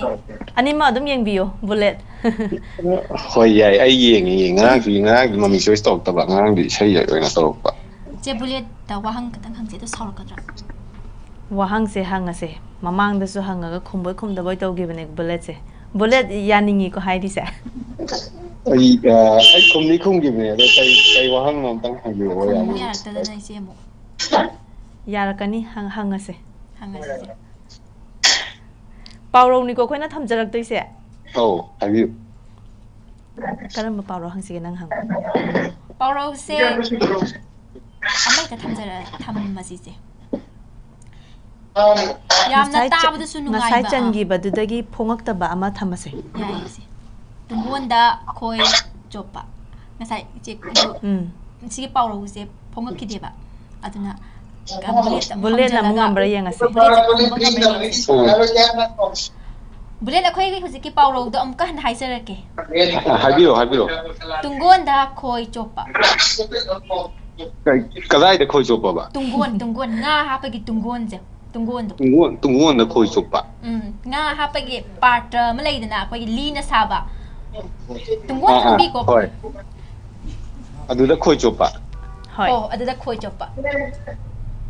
Nga mayam yauduni ko adu da khoi chop toine. Tungon haisidi masana su nga yauza leizarani nga da khoi chop sanbane ba tungon manungsida. Akhoi answer yaw pakhum adum haido abaga manare. Haido rak tawre. Adu ide aina sum khanma da tungon da khoi chopa tungon ai de nga yaw le pone dum pharaga le pot ne ba. Ana le yaw pot tu da nga yawram dadi kamai tawni bullet. do tungon da khoi chopa di khangre tungon da khut na nam pha lu ngai. Yam line na haido fila kre bullet tungon da khoi chopa di khangre. Pha bai ta. Hoi da tungon sida nga yawram da bigi chance am su lai ko bullet. Hoi nga yawram da ga di khangre ai nga yaw ena khalaga ma hairam. Yam nungai zai nga yaw ena khanbi bai pakhum ma.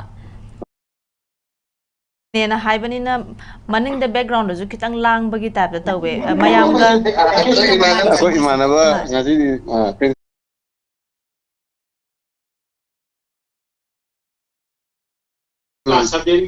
Bullet से ममांग दा अंगांग अहुम यावख्रे बुदि high अदुसु खोंजेल सिदि अइखो अंगांग मान भाई तारे अदो इक्वा हाइना कौबदा वारो बिगद्रो होय आई नताना class 12 लोइबगा अदुम नुपि थिजलबा अदुदि मयाम पुनसु लैबिरि हाइरिको bullet से अदो मयाम पुना इसै सकपिरकपा यागद्रो खनबिरकलि बिसै से इसैदुदि आई फादि फाद्रे अदु इसैदुदि आई सकि सारोइगे सकपिरगदि हेना नुंगाइनि खंजै बुलेट अदो बुलेट का लैमिनरिबा मरुप मपांग सिंग मरक्तुदगी सिगी इसैजे फाबा यारगदि पुलप का मानरगा सकपिरगदि सिगी इसैजे फाबा सुन साबो वाले नुचिबगी नाना वो जो मैंने केनो तो इसैजे सकपिरगदसु त फादि मते मते खतंग तुम ताब जानेदा होय बुलेट त कनोतंग से मतेक तुजु थमहंजिरा याय बुलेट ना सकपिगे हारगदि अखुगिदि यामना नुंगाइ कई सही नो बुलेट ना हुजि खनबिरकि इसै अखोय बुलेट नमदना सहनगे तौबने सिगी इसै से अमता सकपिरो बुलेट मतेम हौबैदो आई हायरागे होय हाइबियो हाइबनते bullet इसैजे नारक मोंसोंग Umang वामंग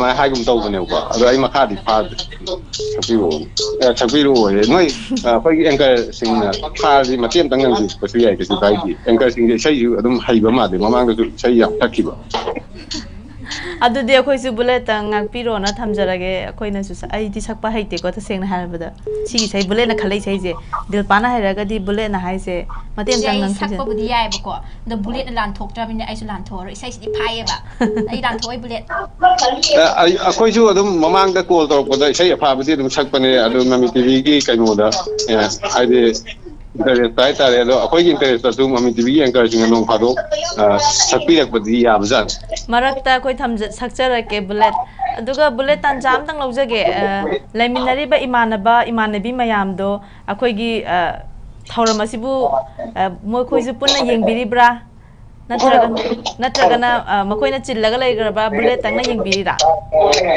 akhoi gi youtube ta gi yengapani makhoi mayam da su soidana like subscribe to biona bulet na anta habiu ko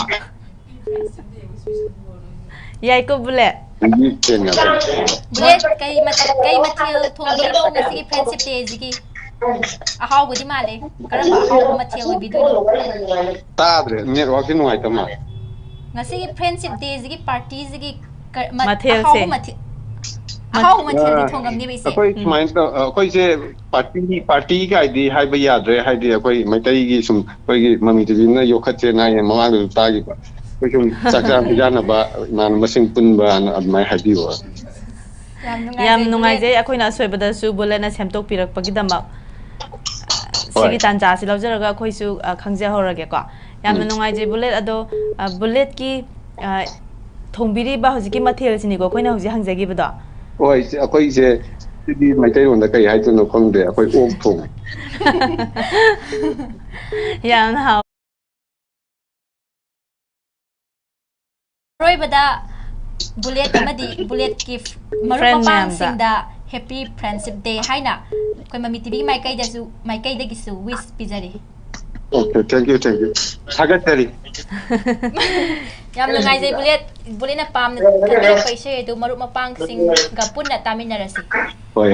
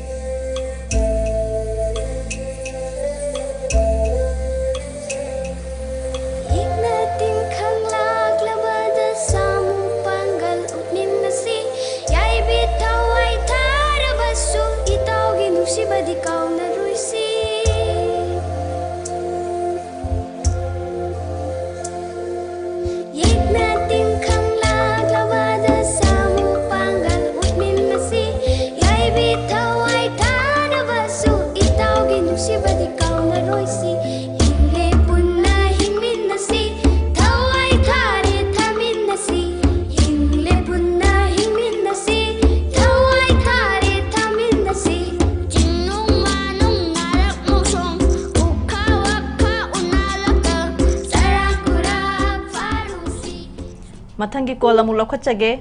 Hello. Hello. Mami TV Choice ta call tawbirakpa isai amtang khanbiyu. Kaungonda ai thiam dagi sirane ba. Hoi. Kaungonda Facebook rangi nangna lapna tamna laikrega tawbise ta jari. Isai ji silana mati amtang ngangbiragadi hena nungaijagani khal.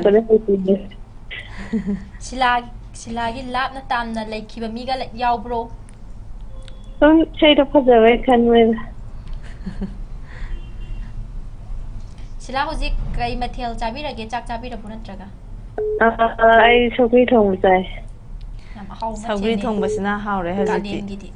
Hoi. Adudi silana khalli ba isai si kana kana daga dedicate tawbiningba kana kana ga taminaningba mi khara thambiro. Mi dipita bona ma tamin jai. Yam nungai jai sila da aikoigi ipai pu singa thambiramba hoziki naha sinadi toina sizinadraba kausilaklaba paurom tang thamjarake sila yagadro. What? In kolda kaithel kaba. Amka haijarake sila in kolda kaithel kaba. Kaya dukang di. Yam nungai jai sila na phone tawbiraktuna isai khanbirakpagidamaksatu aduga silaki pukningi warol thambi ningpa leiragadi khoigi mami TV na kudong jabatusu pijari. Mathang thamjage ahan bani ai jimel ju ta da. Kaisu kaide ahan ba oragasu silana phone tawbirakpasi amna nungaije ko sila mathang da su leptana adum tawbirao akhoi nongmaijing khudingi pung 8 taba matamda thauramasi santokpa hawi silada natana silagi imung manung imanabi marup kakada so haibiyu phone soden tawbiro aduga saruk yabiyu haijeke ko sila. Hoi saruk yajage matungda. Yamna nungaije sila ngasi friendship day zigi chaksa haijana bagadi amata saruk yabidrabo natraga amta sinbidrabo. Kaya friendship day je kamaina tawbige pangthokpirige pangthokpibra. Adum yum da laila loishan gre natra. Kasu kaide sila hozik kai hona birige. Ai pisai. Yamna faba sinpamni. Pije rani pi odira wangkai pi odira karamba pi odira.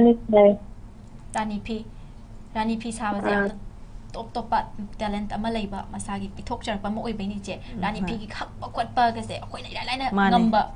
Akhoi gi kanglei paksida khatane sariba ilebase yamna nungai jai rani fi hai sidi akhoi gi kanglei pak manipur sida yamna top pa phije laiteng amasu oihalini je sise atopa malem lebak mata su sabana te silana sugum barani fi sai hai baje khoi ta abadasu yam harau je sila tabi ko tabi Yaman nungai jare sila adudi silana hoji khanbi rakhiba isai adu akhoi khudol tamjarak lage mayam puna taminarasi. Thagachari.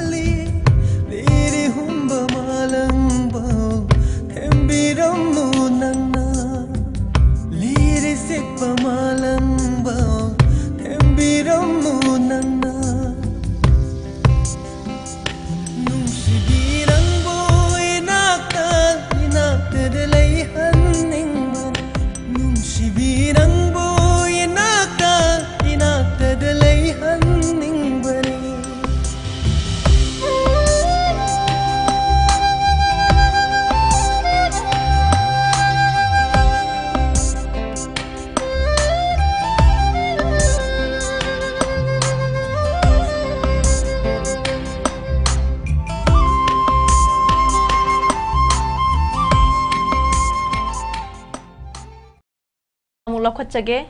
Hello. Hello. Mami TV choice ni apambe se du khanbiu.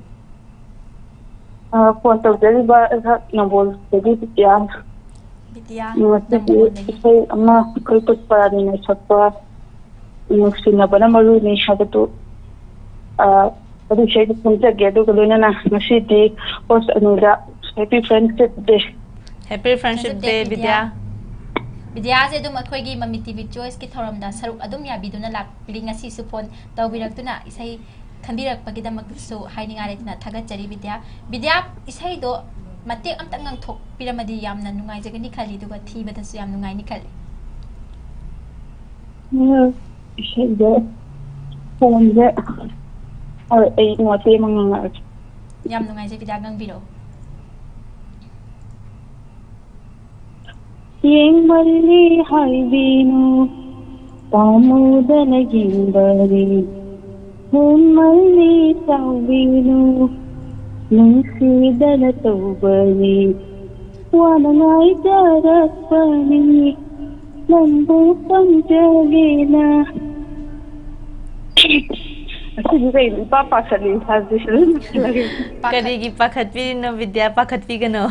Pakala sakai sai yam phajai koi che pakalam jadi yam na hena phajagani khale kai kari gi pakhatoi khoi mamang da su wari sanai mamang da su wari sanai mamang gi episode da su ko hojik su mu sanari kaim da pakhat pi gano Vidya khoi nungai na wari sanase oi thangam dana call jing ta di khingja ba dai sung phang da bai ta de ta ngam phang pa su isa je ngak tan ai na hai ta da je kai hai di no ka ka thu Color sing asidi hoi yamna yami akhoi na su yamna nungai je ko samana color me am yam ba se akhoi gi su achoba mai pak pane na khanjai hadi color mayamna phone to birak pase saru ya birak pase amna su nungai je ado Vidya su tum lep na su to birak ko phang dribok tawro soidena di phangani hoi tabe Vidya se chai sing hona birabo ta ngi loi di kai mathel thongbi no Vidya Asidinga mataw ahau mathel ni ahau mathel se Vidya isai su taraga chabiu ado Vidya da su akhoi pawro ama thamsi je khoi maru eba khoi Mami TV choice haiba program asi maru eba di pawro pokta neina ba sini beche hoi si khudong chaba se lauraga akhoina tawraiba color khudimak ta khoina pawro amom thamjabi khudong chaba se khoina thamjabane ba Pongak asu yai habiti haibira su yai haibira traga su yai ko kasu kai ba laite adubu akhoi gi khangna ba adagi akhoi na su khangja hona ba si khudong chap se lauraga akhoi thamjabani ko pawro singse Vidya da som tang thamjara ke ngasi kara kitan lai ba ma hangiro kitang arai ba ngasi Vidya da arai ba hujiki Dilpana hangbiro Vidya hang la age oi inkol kaithel ka ba inkol akhoi gi inkol yamna luna thojala yung kai leina ri inkol se sila kaithel ka dani ba kaithel hai ji di mi am chilli dana ada kaithel se ka dani inkol si da Vidya chi khoi gi thamjari ba pawro asi gi khoi wahan tho do ta thambiyo Vidya gi puning da faw bu do chumbalan ba kasu kai de ko hoi Vidya gi wakhal da kari faw ge da thambiyo khoina hangak pasida aina di hints di pi gare Vidya aina khara aina tang wakada lakpa khara thamaga din ko kethen ka ba habi sidi kethen ka ba sidi kethen la ka da bogi muta inkholu do ne ka bogi wa ne de habi di magi habi shamna hoda inkholu yamna habi pokai langai pik thana leiba ama adu kumbo oigadra han khan yam nungai jai Vidya na asigi wahan thok asi thambirak pagi tamakta su haininga den thagat chari Vidya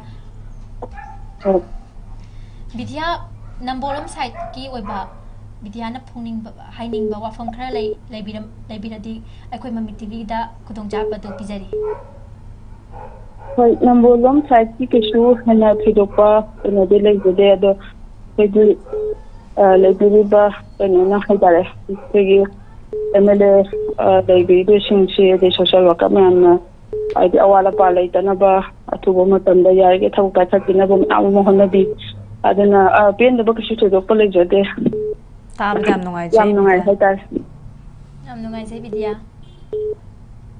matam pumbuda su domaina awara palai tana leibi bo yuko Vidya adudi Vidyana hauji khanbirakpa fajaba isai adu khoi khudol tamjarak lage mayam puna taminarsi. Thagat jai Vidya. Okay.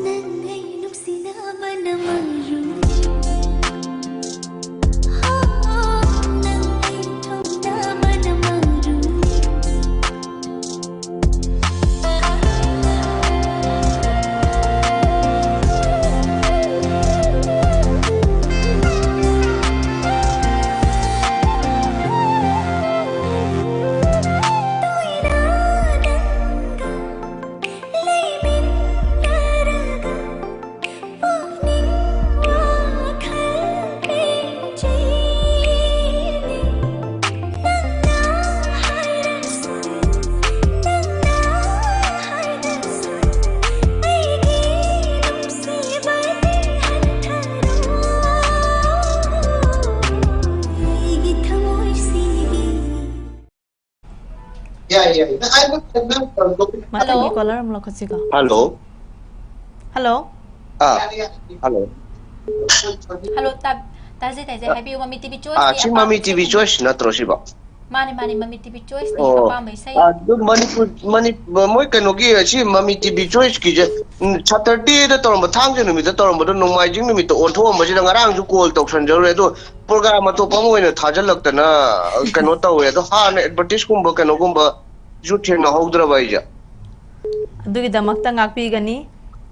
Ngak pa gi ngak na ga budi sam loi la ngak ne. Ado Mami choice ki se koi adum asi continue so na adum Sunday da adum nomai jing numi chi da tau duro bo kamai na adum tang update to. Au taurani kaino Saturday night hairaga koi atopa. Akoi palem na yam pam na taja ba hai tare koi Mami choice. Hoi Saturday su moi na di phone tau do nomai tabni na aingon de he call se tau na he tau han ba.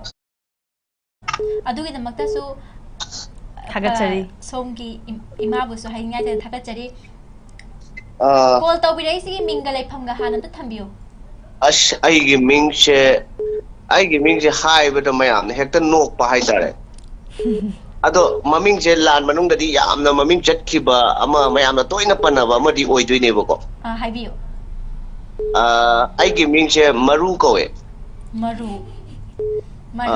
maru je maming adum chat ba haidi lan manung da di maru mayam yam haine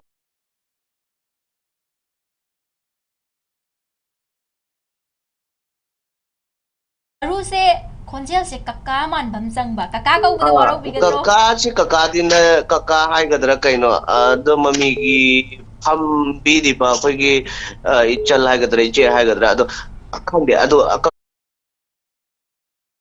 kaka hai ba de khitang waro ba phau bu di male ai nupi di thijadri ba aduna haibadi wakan je som laidana aduna haibadi maru se khoina hairi se yaning de kaka ka ubasi yaning de haibane da ka ro hoi som gyan ta bi da loire da du gi maru ina dum kau jarage ko ya haibiyo maru kau gi haibadi se harawe kaka kau gi haibadi sao ba ma yaw adudi akhoina tawdoi se mina harauba thabak sine ba ibani na tawdoi si di ko aduna khoi kaka su ka roi si atai kaim ka roi si maru ina dum ka roi si sina khoi phai ya ke su kai ba lek maru jam nungai ba ming ni kau da kau su ka roi mathang di khonjel happy ta ba da mamang da Sunday gi soda maru na phone tora khiba dunia ni ai lai ning jing ani hoi adu mayam da su adu ne tawri je hai de ming je dum hai ba matam da ning jang na ko ꯑꯩꯈꯣꯏꯁꯨ ꯃꯊꯪ ꯃꯔꯨꯁꯦ ꯋꯥ ꯉꯥꯡꯕ ꯋꯥꯔꯤ ꯁꯥꯟꯅꯕꯗꯤ ꯌꯥꯝ ꯅꯨꯡꯉꯥꯏꯔꯦ ꯑꯗꯣ ꯏꯁꯩꯗꯤ ꯀꯃꯥꯏꯅ ꯇꯧꯁꯦꯕ ꯏꯁꯩꯁꯦ ꯑꯩ ꯑꯗꯨꯝ ꯍꯥꯟꯅ ꯑꯗꯨꯝ ꯈꯟꯖꯔꯣꯔ ꯀꯃꯥꯏꯅ ꯇꯧꯁꯤꯒꯦ ꯏꯁꯩ ꯍꯥꯟꯅ ꯑꯝꯇ ꯈꯟꯕꯤꯌꯨ ꯏꯁꯩꯁꯦ ꯑꯩꯈꯣꯏꯒꯤ ꯏꯌꯥꯝꯕ ꯖꯦꯅꯤꯠꯅ ꯁꯛꯄ ꯑꯩꯈꯣꯏꯒꯤ ꯀꯥꯏꯅꯈꯤꯕ ꯌꯥꯏ ꯊꯋꯥꯏ ꯍꯛꯆꯥꯡ ꯍꯥꯏꯕ ꯑꯃ ꯂꯩꯕꯗꯣ ꯂꯥꯟ ꯄꯥꯝꯗꯦ ꯑꯩꯈꯣꯏꯗꯤ ꯍꯥꯏꯕ ꯏꯁꯩꯗꯣ ꯏꯆꯦꯗꯣ ꯍꯟꯗꯛꯇꯤ ꯍꯥꯏꯔꯁꯦ ꯑꯗꯨꯒꯤ ꯏꯁꯩꯗꯣ ꯑꯗꯨ ꯑꯣꯏꯅ ꯈꯟꯅꯤꯡꯉꯦ ꯍꯥꯏꯗꯤ ꯍꯧꯖꯤꯛꯁꯦ ꯂꯥꯟꯁꯦ ꯂꯣꯏꯁꯜꯂꯛꯑꯦ ꯑꯗꯣ ꯂꯥꯟꯁꯤꯁꯨ ꯑꯩꯈꯣꯏꯅ ꯁꯨꯝ ꯃꯌꯥꯝꯁꯨ ꯑꯅꯝꯕꯅ ꯂꯥꯟꯁꯤꯁꯨ ꯄꯥꯝꯅꯗ꯭ꯔꯦꯗꯅ ꯍꯧꯖꯤꯛꯇꯤ ꯄꯤꯁ ꯍꯥꯏꯕ ꯄꯣꯠꯇꯨꯁꯨ ꯃꯌꯥꯝꯅ ꯂꯣꯏ ꯄꯥꯝꯅꯕ ꯍꯥꯏꯕꯗꯨꯒꯤ ꯇꯟꯖꯥꯗꯨꯁꯨ ꯌꯧꯔꯛꯑꯦꯗꯅ ꯑꯆꯨꯝꯕꯅꯤ ꯃꯔꯨ ꯑꯩꯈꯣꯏ ꯂꯣꯏꯅꯃꯛ ꯁꯥꯟꯇꯤ ꯂꯩꯅ ꯇꯦꯛꯇ ꯀꯥꯏꯗꯅ ꯑꯗꯨꯝ ꯂꯩꯅꯤꯡꯉꯤ ꯃꯌꯥꯝ ꯄꯨꯝꯅꯃꯛ ꯄ꯭ꯔꯖꯥ ꯄꯨꯝꯅꯃꯛꯀꯣ ꯑꯗꯣ ꯂꯥꯟ ꯄꯥꯝꯗꯦ ꯑꯝꯇꯁꯨ ꯀꯩ ꯍꯪꯁꯤꯒꯦ ꯃꯔꯨꯁꯦ ꯍꯥꯏꯕꯗꯤ ꯂꯩꯕꯥꯛ ꯅꯤꯡꯕꯒꯤ ꯌꯥꯝꯅ ꯅꯨꯡꯁꯤꯕ ꯂꯩꯕꯥꯛꯁꯨ ꯌꯥꯝ ꯅꯨꯡꯁꯤꯕ ꯑꯃꯁꯨ ꯃꯥꯜꯂꯦ ꯃꯔꯨꯁꯦ ꯑꯗꯣ ꯏꯕꯥꯅꯤꯁꯨ ꯃꯥꯅꯦ ꯑꯗꯨ ꯆꯒꯨꯝꯕꯒꯤꯗꯣ ꯑꯗꯨꯗꯁꯨ ꯑꯩꯁꯦ ꯑꯩꯈꯣꯏ ꯏꯃꯥꯅ ꯍꯥꯏꯕꯗ ꯑꯩꯁꯦ ꯂꯩꯕꯥꯛ ꯄꯥꯏ ꯍꯥꯏ ꯂꯩꯕꯥꯛ ꯅꯤꯡꯕꯒꯤ ꯆꯥꯡꯁꯦ ꯆꯥꯛꯎꯝꯕꯗ ꯂꯩꯕꯥꯛ ꯄꯥꯏꯕꯁꯤꯅ ꯁꯥꯈꯤ ꯑꯣꯏꯈ꯭ꯔꯦꯕ ꯃꯔꯨ ꯑꯗꯨꯃꯥꯏꯅ ꯃꯣꯏꯅ ꯍꯥꯏꯕꯅꯦ ꯑꯗꯣ ꯑꯩꯗꯤ ꯈꯪꯍꯧꯗ꯭ꯔꯦ ꯑꯗꯣ ꯑꯩꯒꯤ ꯏꯃꯥꯟꯅꯕ ꯑꯃꯁꯨ ꯂꯩꯌꯦꯕꯀꯣ ꯑꯗꯣ ꯑꯩꯅ ꯑꯗꯨꯃꯥꯏꯅ ꯑꯩ ꯂꯩꯕꯥꯛ ꯄꯥꯏ ꯀꯥꯏ ꯍꯥꯏꯌꯦꯕꯀꯣ ꯑꯗꯣ ꯃꯣꯏꯅ ꯍꯥꯏꯔꯤꯁꯤ나 ꯑꯗꯨꯗ ꯗꯤꯛꯁꯅꯥꯔꯤ ꯃꯥꯒꯤ ꯆꯒꯨꯝꯕꯗ ꯗꯤꯛꯁꯅꯥꯔꯤ ꯑꯃ ꯄꯥꯏꯔꯤꯗꯣ ꯃꯥꯅ ꯏꯕ ꯗꯤꯛꯁꯅꯥꯔꯤꯅꯤ ꯑꯗꯨꯕꯨ ꯇꯥꯕ ꯌꯥꯔꯤꯕ ꯋꯥꯔꯕ ꯁꯤꯒꯤ ꯋꯥꯔꯤꯁꯦ ꯇꯥꯔꯒ ꯕꯤꯝꯅ ꯀꯩꯅꯣ ꯄꯣꯛꯑꯦ ꯍꯥꯏꯕꯗꯣ ꯍꯣꯏ ꯑꯗꯨꯒꯤ ꯋꯥꯔꯤꯁꯦ ꯍꯥꯏꯐꯦꯠ ꯅꯤꯡꯁꯤꯡꯉꯛꯄ ꯌꯥꯝꯅ ꯅꯨꯡꯉꯥꯏ ꯃꯔꯨꯁꯦ ꯋꯥꯔꯤ ꯁꯥꯟꯅꯕ ꯑꯗꯒꯤ ꯁꯨꯃꯥꯏꯅ ꯐꯥꯒꯤ ꯆꯣꯒꯥꯏ ꯇꯧꯗꯅ ꯉꯥꯏꯍꯥꯛ ꯑꯋꯥ ꯅꯨꯡꯉꯥꯏꯒꯤ ꯋꯥꯔꯤ ꯁꯥꯟꯅꯕꯁꯦ ꯌꯥꯝꯅ ꯅꯨꯡꯉꯥꯏꯖꯩ ꯃꯔꯨꯗꯤ ꯀꯔꯤ ꯐꯥꯎꯕꯤꯒꯦ ꯀꯔꯤ ꯈꯟꯕꯤꯒꯦ ꯑꯩꯁꯨ ꯃꯃꯤ ꯇꯤꯚꯤꯒ ꯁꯨꯃꯥꯏꯅ ꯐꯣꯟꯒ ꯋꯥꯔꯤ ꯁꯥꯟꯅꯕꯁꯦ ꯑꯗꯨꯝ ꯍꯥꯟꯅꯒꯤ ꯃꯃꯥꯡꯗꯁꯨ ꯑꯩ ꯀꯣꯜ ꯇꯧꯕꯅꯦ ꯀꯣꯜꯁꯨ ꯑꯗꯨꯝ ꯐꯪꯗꯕꯁꯨ ꯑꯃꯨꯛꯁꯨ ꯌꯥꯎꯕ ꯍꯥꯏꯇꯥꯔꯦ ꯑꯗꯣ ꯉꯁꯤꯗꯤ ꯐꯪꯉꯕ ꯅꯠꯇ꯭ꯔꯣ ꯃꯔꯨ ꯉꯁꯤꯗꯤ ꯐꯪꯉꯦ ꯂꯥꯏꯕꯛ ꯌꯥꯝ ꯐꯕ ꯍꯥꯏꯕ ꯑꯗꯨꯃꯁꯨ ꯑꯣꯏꯔꯦ ꯑꯩꯒꯤ ꯑꯗꯨꯒ ꯉꯁꯤꯗꯤ ꯅꯨꯃꯤꯠꯁꯨ ꯉꯁꯤꯁꯦ ꯃꯌꯥꯝꯅ ꯑꯩꯅ ꯉꯁꯥꯏꯗꯒꯤ ꯀꯩꯅꯣ ꯇꯧꯕ ꯀꯥꯟꯗ ꯁꯣꯁꯤꯌꯦꯜ ꯃꯦꯗꯤꯌꯥ ꯄꯥꯏꯕ ꯈꯣꯠꯄ ꯀꯩꯅꯣ ꯇꯧꯕ ꯀꯥꯟꯗ ꯉꯁꯤꯁꯦ ꯏꯃꯥꯟꯅꯕꯁꯤꯡꯒꯤ ꯅꯨꯃꯤꯠ ꯍꯥꯏꯕꯗꯨꯁꯨ ꯃꯣꯏꯁꯨ ꯑꯣꯏꯔꯒ ꯂꯩꯔꯝꯃꯦ ꯍꯣꯏ ꯑꯗꯒꯤ ꯀꯩꯅꯣꯗꯨꯁꯨ ꯑꯃꯨꯛ ꯐꯪꯉꯦ ꯑꯗꯨꯕꯨ ꯑꯩ ꯈꯜꯂꯝꯃꯦ ꯉꯁꯥꯏ ꯑꯗꯣ ꯃꯃꯥꯡꯗ ꯉꯁꯥꯏꯗꯤ ꯑꯩꯅꯁꯨ ꯁꯨꯝ ꯇꯥꯕꯗ ꯑꯩꯈꯣꯏꯒꯤ ꯏꯃꯥꯟꯅꯕꯁꯤꯡꯒꯤ ꯅꯨꯃꯤꯠꯀꯤ ꯏꯁꯩꯁꯤꯗꯤ ꯃꯌꯥꯝꯁꯨ ꯑꯗꯨꯝ ꯂꯣꯏ ꯈꯟꯅꯕ ꯑꯗꯨꯗꯩꯗ ꯃꯃꯥꯡꯗ ꯑꯃꯁꯨ ꯈꯟꯈꯤꯌꯦ ꯏꯃꯥꯟꯅꯕꯁꯤꯡꯒꯤ ꯅꯨꯃꯤꯠꯇ ꯑꯗꯣ ꯃꯥꯁꯨ ꯗꯤꯗꯤꯀꯦꯁꯟꯗꯣ ꯑꯝꯇ ꯑꯩ ꯗꯤꯗꯤꯀꯦꯠ ꯇꯧꯅꯤꯡꯉꯦ ꯃꯥ ꯑꯗꯨ ꯏꯁꯩꯗꯣ ꯀꯔꯤ ꯑꯃ ꯕꯨꯂꯦꯠ ꯑꯅ ꯑꯃ ꯀꯣꯜ ꯇꯧꯔꯝꯕ ꯑꯃ ꯑꯩ ꯇꯥꯍꯧꯋꯦ ꯉꯁꯥꯏ ꯌꯦꯡꯕꯗ ꯌꯥꯝꯅ ꯆꯥꯟꯅꯅ ꯃꯦꯠꯆꯤꯡ ꯁꯦꯝꯃꯦ ꯕꯨꯂꯦꯠꯀ ꯃꯔꯨꯒꯁꯦ ꯋꯥꯔꯤ ꯁꯥꯟꯅꯕ ꯌꯥꯝ ꯅꯨꯡꯉꯥꯏꯕ ꯃꯤ ꯑꯣꯏꯌꯦꯕ ꯍꯣꯏꯅꯦ ꯍꯥꯏꯒꯨꯝꯅ ꯀꯩꯅꯣꯗꯣ ꯆꯥꯟꯅꯔꯦ ꯕꯨꯂꯦꯠ ꯑꯩꯅ ꯕꯨꯂꯦꯠꯇꯣ ꯉꯁꯥꯏꯒꯤ ꯋꯥꯈꯜꯗ ꯈꯟꯕꯗꯗꯤ ꯑꯩꯈꯣꯏ ꯒꯥꯔꯤꯒꯤ ꯕꯨꯂꯦꯠꯇꯣ ꯑꯣꯏꯅ ꯈꯟꯕ ꯍꯥꯏꯇꯥꯔꯦ ꯑꯗꯨꯕꯨ ꯑꯣꯟꯊꯣꯔꯛꯄꯗꯗꯤ ꯕꯨꯂꯦꯠ ꯃꯔꯨ ꯑꯗꯨꯝ ꯍꯣꯏ ꯈꯔ ꯃꯥꯟꯅꯔꯦ ꯌꯥꯝ ꯆꯥꯟꯅꯔꯦ ꯕꯨꯂꯦꯠ ꯃꯔꯨ ꯁꯤ ꯌꯥꯝ ꯐꯖꯗ꯭ꯔꯣ ꯕꯨꯂꯦꯠ ꯑꯁꯤꯁꯨ ꯃꯅꯤꯄꯨꯔꯗ ꯍꯟꯗꯣꯛꯑꯗꯤ ꯃꯔꯨ ꯑꯣꯏꯗꯣꯏꯅꯤꯀꯣ ꯁꯦ ꯑꯗꯣ ꯋꯥꯔꯤꯁꯨ ꯌꯥꯝꯅ ꯅꯨꯡꯉꯥꯏꯔꯤ ꯃꯔꯨ ꯑꯗꯣ ꯑꯩꯈꯣꯏ ꯄꯥꯎꯔꯧ ꯑꯝꯇꯪ ꯊꯝꯖꯔꯛꯀꯦ ꯌꯥꯏꯀꯣ ꯌꯥꯏꯌꯦ ꯍꯥꯏꯕꯤꯌꯨ ꯀꯔꯤ ꯄꯥꯎꯔꯧ ꯊꯝꯁꯤꯒꯦ ꯌꯥꯝꯅ ꯂꯨꯒꯗꯕ ꯊꯝꯃꯨꯁꯤꯁꯦ ꯏꯆꯦ ꯄꯥꯎꯔꯧꯁꯦ ꯈꯪꯗ꯭ꯔꯕꯗꯤ ꯂꯣꯏ ꯂꯨꯅꯤ ꯑꯗꯨꯏꯁꯨ ꯍꯦꯛ ꯇꯥꯕꯗꯒ ꯈꯪꯗꯧꯕ ꯃꯥꯟꯕ ꯑꯃꯗꯤ ꯊꯝꯁꯦ ꯕꯨꯂꯦꯠꯁꯦ ꯕꯨꯂꯦꯠ ꯃꯔꯨꯁꯦ ꯃꯔꯩꯒ ꯌꯥꯝ ꯇꯧꯔꯛꯀꯗꯕ ꯃꯤ ꯃꯥꯜꯂꯦꯕ ꯏꯆꯦ ꯑꯗꯨꯗꯤ ꯑꯩꯈꯣꯏꯅ ꯍꯧꯖꯤꯛꯀꯤ ꯃꯔꯨꯒꯤ ꯍꯦꯛ ꯃꯃꯥꯡꯗ ꯑꯩꯈꯣꯏꯅ ꯀꯣꯂꯔ ꯑꯝꯗ ꯍꯪꯖꯈꯤꯕ ꯄꯥꯎꯔꯧꯗꯣ ꯑꯗꯨ ꯑꯣꯏꯅ ꯊꯝꯖꯔꯛꯂꯒꯦꯀꯣ ꯌꯥꯏ ꯍꯥꯏꯕꯤꯌꯨ ꯃꯃꯥꯡꯒꯤꯗꯨꯁꯨ ꯑꯩ ꯇꯥꯖꯍꯧꯗ꯭ꯔꯦ ꯀꯩꯁꯨ ꯀꯥꯏꯗꯦ ꯑꯩ ꯑꯃꯨꯛꯀ ꯍꯟꯖꯔꯛꯀꯦ ꯏꯪꯈꯣꯜ ꯀꯩꯊꯦꯜ ꯀꯥꯕ ꯍꯥꯏꯔꯤꯕ ꯄꯥꯎꯔꯧ ꯑꯁꯤꯒꯤ ꯃꯔꯨꯗ ꯀꯔꯤ ꯍꯥꯏꯅ ꯈꯟꯕꯤꯒꯦ ꯃꯔꯨꯒꯤ ꯋꯥꯈꯜꯗ ꯏꯪꯈꯣꯜ ꯀꯩꯊꯦꯜ ꯀꯥꯕ ꯍꯥꯏꯔꯤꯁꯤ ꯍꯣꯏ ꯃꯁꯤꯒ ꯔꯤꯂꯦꯇꯦꯠ ꯑꯣꯏꯕꯗ ꯑꯩꯈꯣꯏꯒꯤ ꯊꯣꯡꯒꯥꯜ ꯈꯨꯗꯤꯜ ꯀꯩꯊꯦꯜ ꯀꯥ ꯍꯥꯏꯕꯗꯣ ꯑꯗꯨꯁꯨ ꯑꯗꯨꯝ ꯔꯤꯂꯦꯇꯦꯠ ꯑꯣꯏꯔꯛꯀꯗꯣꯔꯦ ꯍꯥꯏꯕꯗꯤ ꯏꯪꯈꯣꯜꯁꯦ ꯀꯩꯊꯦꯜ ꯀꯥꯕ ꯍꯥꯏꯔꯒꯗꯤ ꯏꯪꯈꯣꯜꯁꯦ ꯑꯩꯈꯣꯏꯒꯤ ꯃꯐꯝꯗ ꯊꯥꯔꯤꯕ ꯈꯣꯠꯂꯤꯕꯁꯦ ꯑꯩꯈꯣꯏꯒꯤ ꯆꯥꯅꯕꯁꯨ ꯑꯗꯨꯝ ꯊꯥꯅꯩꯗꯅ ꯑꯗꯨꯕꯨ ꯏꯁꯥꯒꯤ ꯍꯤꯡꯒꯣꯜꯗꯒꯤ ꯊꯥꯔꯤꯕ ꯄꯣꯠꯁꯤꯁꯨ ꯑꯃꯨꯛ ꯄꯨꯈꯠꯂꯒ ꯀꯩꯊꯦꯜꯗꯒꯁꯨ ꯑꯃꯨꯛꯁꯨ ꯌꯣꯜꯂꯤꯗꯅꯀꯣ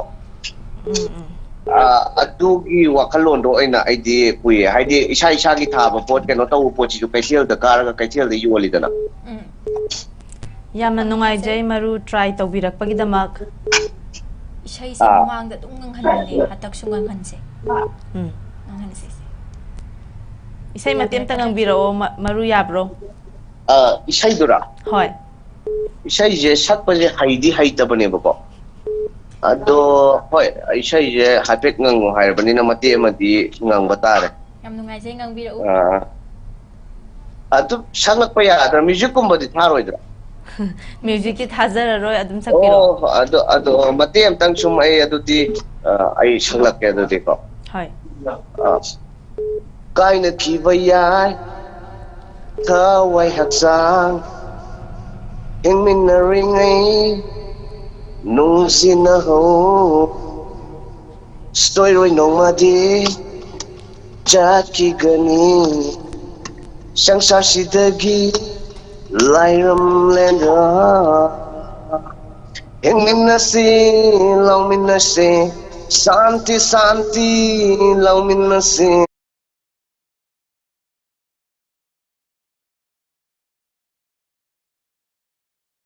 nungaijai maruna sakliba isai adui matung ina ekoi lan leitaba shanti leiba leiba amsu oiminarase ado shanti leiba leiba oiba haraga hekta shanti hekta oidene leibakse lamdam ama oiradi shanti se dum matam chupada layodi ya ado ai kai gum Mami TV gi mamangda akhoi program chathabada kano tawbada akhoi athauba singi numichu hujikti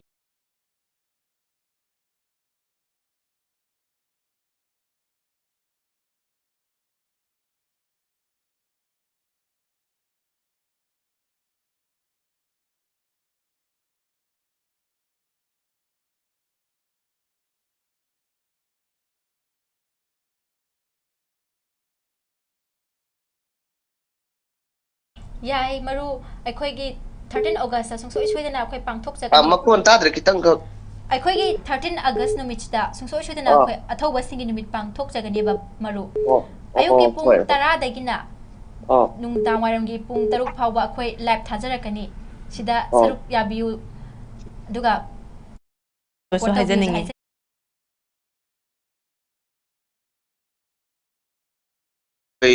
support with the shares you on the tawjage akhoi Mami TV da akhoi saknara ba mioi me ama lak piduna akhoi haikat lekat chu tam dori aduna akhoi so dum yaw ba ya gadra adu gi kaido bagi yadani maru soidana lapi kai da office ta sum taw dera karai da taw gi office ta dum taw gani maru hoi adudi akhoi su office ta adum la ge do office se karai wai do oi bideno Mami TV gi se haiba andro parking do oidini maru wangkai andro parking da wangkai gi andro parking da oidoine andro parking da hoi adudi yam nungai jare Mami TV ga pau phangna raga sumaina wari watai saba phangbase mathang da so akoi adum call tawjarake Mami TV choice adum makata na akoi su adum yengba halaman mayam na su tabada nungai ba daidi maitai gi oiba paulo ma happy dana maitai gi oiba pia chacha mayam su akoi Mami TV na su tawbi ba Mami TV bu haningai leitana thagat chari maru gi site gi yam nungai jai maru na khanbirak pa isai asi kana di dedicate tawbining bage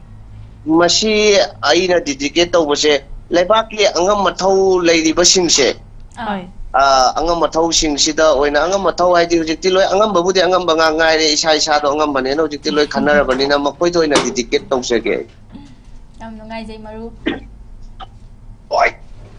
maruna khanbirak pa isai asi khoi thajarak lage akhoi punna maruna dedicate tawbining bami pung khuding makasu tamin narasi and mathang gi aduga mamangi isai tabada yamna mamangda keno tawgibada aiga ming hapet keno tawena chanai na haigiba bullet to mangondo en especially ai sigi isai se khatang keno tawja yam nungai jai bullet na sungsoi soidana live se khoi makhata na yengbiram ba taragadi bullet na su akhoi isai asi miteng tabi bu orsanu yam nungai jare yam nungai jai maruna phone tawbiraktuna ado maru se kai dagi no na ngai ti so ang hangbirakte ado mathang doi na haijarage mathang dagi hangbiro au maru khoi wari se nungai man khidana khoi maru gi lepham je hai khraboi khoi ningjaruba adana khoi mathang doi na haijarage mathang gi call torpada maru si warau re hamdabagi adu gi kudong sa bodo mug launa se ngasi gi di hangakta ba awat pado aina su ningjang bagi Mami TV choice na ningjang bagi Mami TV choice ki phambi di ba iche sel sing na su warau bidana ba ningsing jeri maru mafam do lepham am ta thambiramo maru warau bi baya de mathang phone tak tarakpada si maru ai di nupi da di warau ba haijade taseng na haga di ima da su ngasi bu ko warau ba leitri ado iche sel sing da su ai warau jate adudi lepham do phongbiro o mathang si lam dai maru se ai mathang gi live do na haijarage mayam na su Mami TV choice ki phambi di ba iche sel sing na su khorang na ngai biramo mathang da ai adum laksage mathang da ai gi lepham khangan jage kaisu kaide maru na pam na khanbirak paisa yasi mayam puna tamina rasi khoi thajarakli yai phare Zuma sulu zu my taralia buhai avi ku fakalai zu my taralia buhai iye suka pilai zu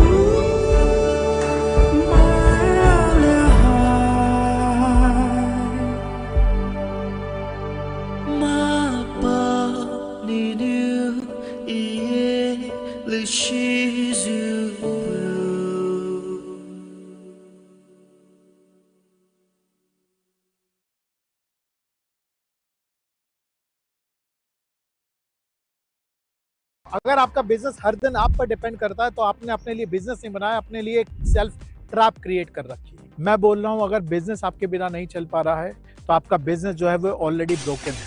हमने अपने पुराने business को 245 करोड़ तक scale किया था, वो भी बिना किसी स्ट्रेस, क्योंकि हम लोगों ने जब हमारा प्रोडक्ट और सर्विस प्रूव हो गया उसके बाद इस चीज़ पे जोर दिया कि कैसे वो सिस्टम्स क्रिएट करें जिससे कि हमारी टीम उस चीज़ पे काम कर सकें ताकि एज अ बिजनेस ओनर हम लोग ग्रोथ पे फोकस कर सकें। हेलो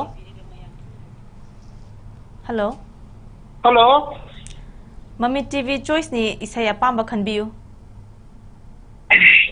खंबा कोई फिल्म की खरे से ले आप को मा बेसै दो amuka na haibiyu अखोई मखोजे खितंग नुंगाइत्रे खितंग कन हबियु बा खंबा कोई फिल्म की होय खरा से ले आप को मा बेसै दो शाम मा दी अकोई दम जन तपा इसै दु मतेम तंगंग बिबा यागद्रो इसै से दी अंपा त्रे के नंगर रोगे मसंग रोय नंगगे kesu kaide call to birai sigi minga lepham gamta thambiyu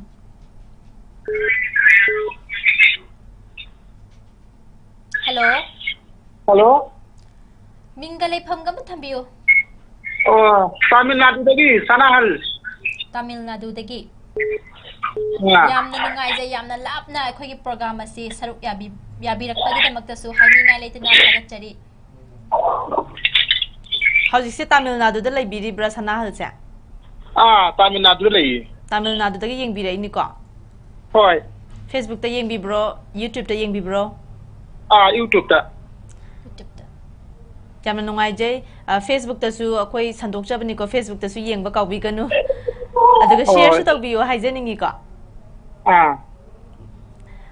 चाइसिंग होना बिरबो चाइसिंग दि होना बि करी सिंथन तौबिबनो तमिलनाडु दा लैबसे तमिलनाडु से कोई फैमिली का ना लई बने कोई कंपनी अमदा तो तौरगा यामन नुंगाइ जे अदुदी अखोइगी mummy TV choice ngasi na ahan boy bidoira call to birakpasa saru yabi base ngasi na ahan bara to base nang ju tawri ada pangda bangasi di mata tane udana pangba ta yam nungai jai call adum to birak tu na ngasi li yam daw yana phange khoi caller se amna kungba ngasi na mukai na kunge ngasi di friendship day oi bunara kaino ngasi se caller se asoki matik su kunge yam daw ya ba caller sing aktane ngasi khoi na pakhat chari ba sing je atopa pakhat ta ba sing du su warau biganu haina haijage warau de kari kina di miknik beng ka di ba mayam na daw bone ai tumate ta se mayam ta ni da mayam ning ma thongda bona di ba ti sing su da pakhat se di ai na sa ga su ke ata leite ka gina ai ta na call ta se mayam puna na kinni ada how ne han to leite अखोइना तौजबा से खंगबी बगी दमक्ता यामना थागचरी सोमबुसु mathangdasu isai adum khanbiyu ko hoi khange paurom tang thamsi se hoi arapa lamdasu laire akhoi gi maitei gi oiba ipai purna thambiramba phajaba pauro haiba tare ko pauro am tang thamjarake ado phongma ngambram tang ingbiyu hoi chandiyo chadana thanba thakdana thanba amka naizera kisnahan chadana thanba thakdana thanba Saya sih yang tengah gitu. Chadana thanba thakdana thanba Chadana thanba thakdana thanba mani man ya hamna luba pauro ni sih madi khangja dre yam nungai jai sigi pauro se sanahan hek loi baga kari haino do koi yengbiu ko sanahan hai bidi koi ipai pu singa thambiramba koi pauro pokta se yokhat mina se ba koi plap lamdam tamna leibiraga su akhoi gi leiriba wahai akhoi gi pauro kaya se soidana yengaga khangbigani na khanjai ado sanahal na su thauram asibu het yeng taba loibibaga yengbiyo na thamjage mathangda su phongba ngambo biu ko hoi chak chabi ra bo husik sibu sanahan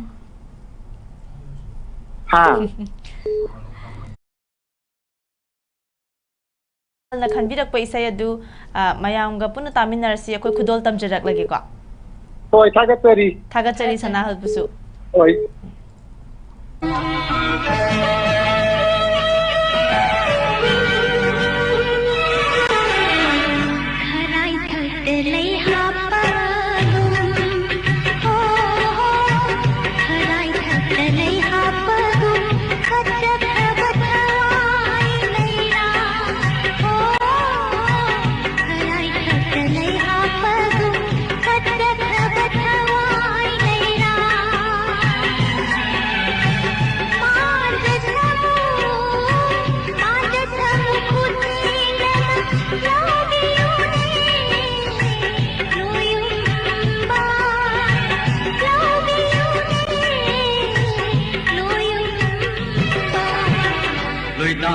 Jangai derakpa,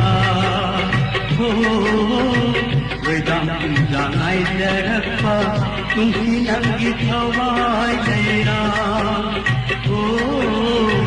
Wedam jangai derakpa, tungsi nangi thawai leira.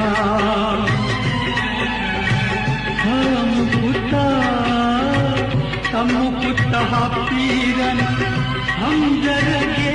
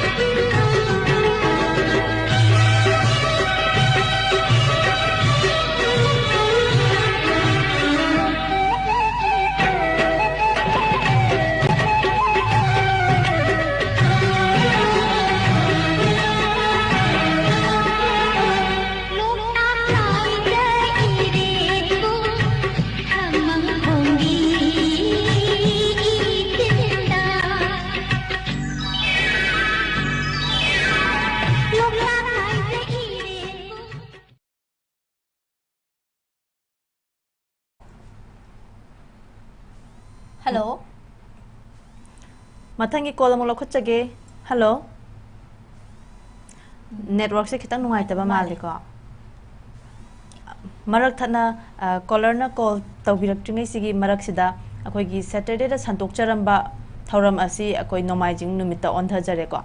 Nomaijing numit ki pung 8 nungdang gi pung 8 taba matamda akoi gi MAMI TV choice thauram asi thamjabani mayam su nomaijing khudingi call tawbirao akoi gi phone number amtang ningseng jage 9233577337 amuka naizara ke 9233577337 9233. Hello. Hello. Hello. Hello. Hello. Mami TV Choice oibirabro. Mane Mami TV Choice ne apamba isai amadi pukningi warul thambiu. Apamba isai amta khanjage. Khanbiu. Kunjoy Kumana sakpa kuire mapau tadaba magi tawbudo adum ta tajaninge. Call tawbira isigi minga leifam gamta thambiu. Mangji mingdi thobi tawe na mu tu khainja bane aduga kaina mangjin mamangdagi. Yam nungaijai akhoi ningsinge thoi. Ningsinge monjing mamangdagi haibase ko. Yam nungaijai thoibi isai se matiem tang di sakpiu. Matiem sakte. Kuire mapau tadaba magi chi thaki pakum di khandi angre niram sida lai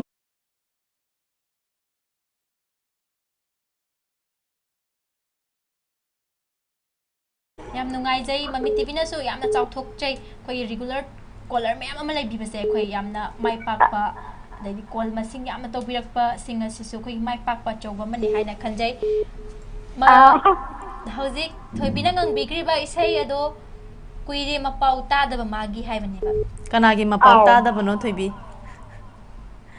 isai da yam hajaba gine ba ko kana amtagi mapau gina tiba kabi je mamang da zu wari sana ba yam nungai da ai isai di am pamja ba ngaw ne de ko isai je sakning bana ne isai je ko ji isai je le sai na de tawa ma di ka se ba dau ba isai je sakning ma ne video gi ko ji point sa program je akoi sorok ta la pa da ne ai ne ten tho ba ne isai da sa au ge da sai yam nungai je thoibi yam phasana su ngang ge thoibi na isai se isai mamang da thoibi da pauro ma thamgi badona hajik se khoi gi pauro umtang thamjarake kanba yenge yamna phajana su khum phongdok pirakhi bani koi pauro do mamang da hangki bado thonga na thum lot ba hangki bani thoibi da chumi ko thoibi thonga na thum lot ba na hangki ba thoibi jing law ki tam ta dai do hello ado hangbiyo ya yare zadana thanba thakdana thanba zadana thanba thakdana thanba hoi adudi kaino injang da oidoira insang orsu amor orsu koi chadra su dum thanba thaktraga su dum thanba kai oidoino adu tharoi natro yam nungai jai thoibi tumba thoibi thoibi ki khudong cha ba je lojaraga pauro amaga ahen bamga thamjarake huran bana huba ngamdaba lan huran bana huba ngamdaba lan di isagi haijaba ihei ising sigumba se si oigadaba natro yam nungai jai mane yam marik chumna thambira khre ko huran bana hubalan da ngamdaba lan haibasi isagi ihei ising ne na thoibi na thambire yam nungai jai thoibi ado ai ticket ai imana bijin kara haidake haibiyo yai kelsi de kamani leina na ai imana bijin kaino mangjin mamang dagi sauba na ama hoi adagi wangai dagi bemsu na ama adumaina moi kara haijarage aduga ai ka bi delhi na gama akoi su amtang wish to se happy friendship day tabi ko akoi na su wish amtang to jage happy friendship day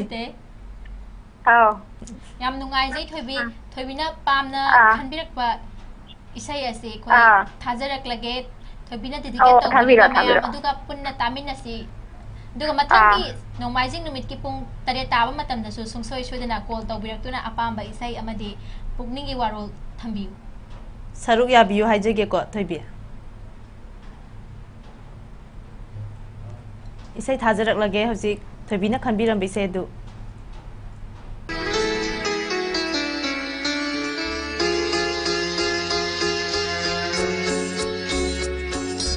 kuire mapau tadaba magi chithi thaki pau khumdi phangde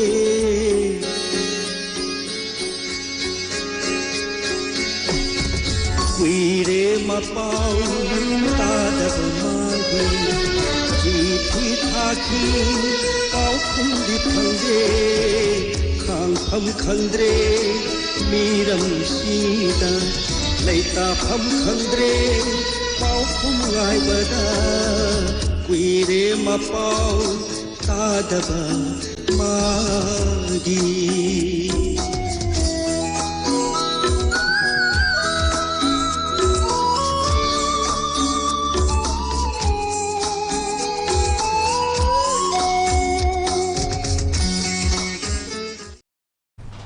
Mathangi call amula khachage. Hello. Hello. Good evening. Good evening. Good evening. Sel ani bu ahan do muda tagat bu pong tere ai tarang wala khimi birani nam sana to mane. Phone to birai pesibusu akoina thagachari.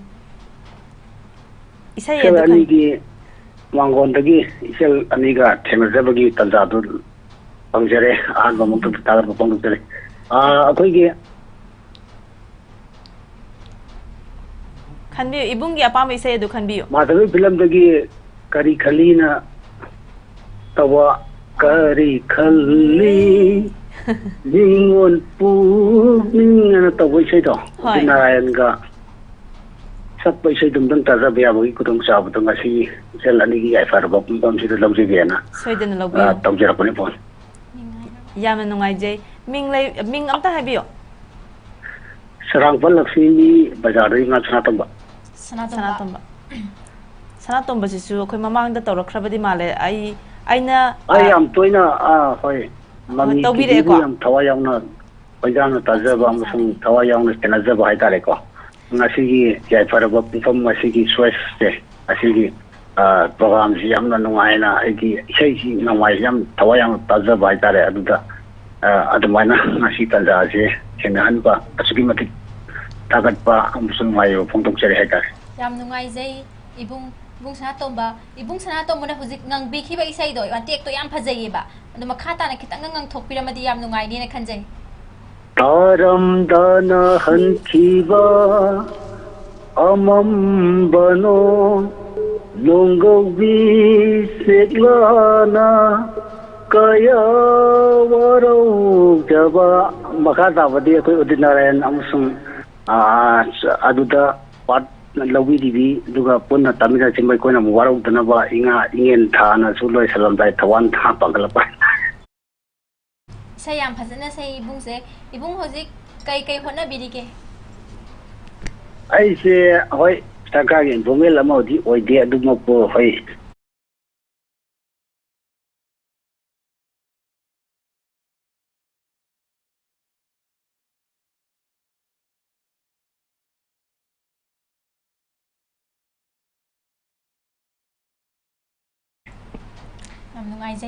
Yamna nungai jai ibung da akhoi ahal lamana thambiramba akhoi gi pawro kaya ama leikre ko ado mami tv gi khudong chaba si laujaraga akhoi na ibung da su pawro amtang chanjage haibabu ibung gi kari mot leibipage hoi aina ngamjaba gi condition leitaraga di adum isar gi form ta pongtok chai adu ngamoi da bo itaraga di sel ani ki mangalak ta tinjage hai tare Yam nungai jai ibung pakhong du thamjar pawro du thamjar age hoi Ichel na aswan ba lairai da tainei amuka an hajar ke bung Ichel na aswan ba lairai da tainei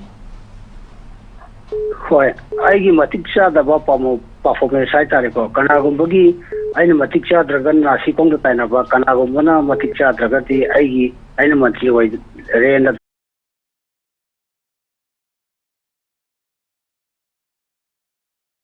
daga mai koi da kato bodo adu na ta ai gi asegwa ai soi gra di soi hi bagam ba adu aina la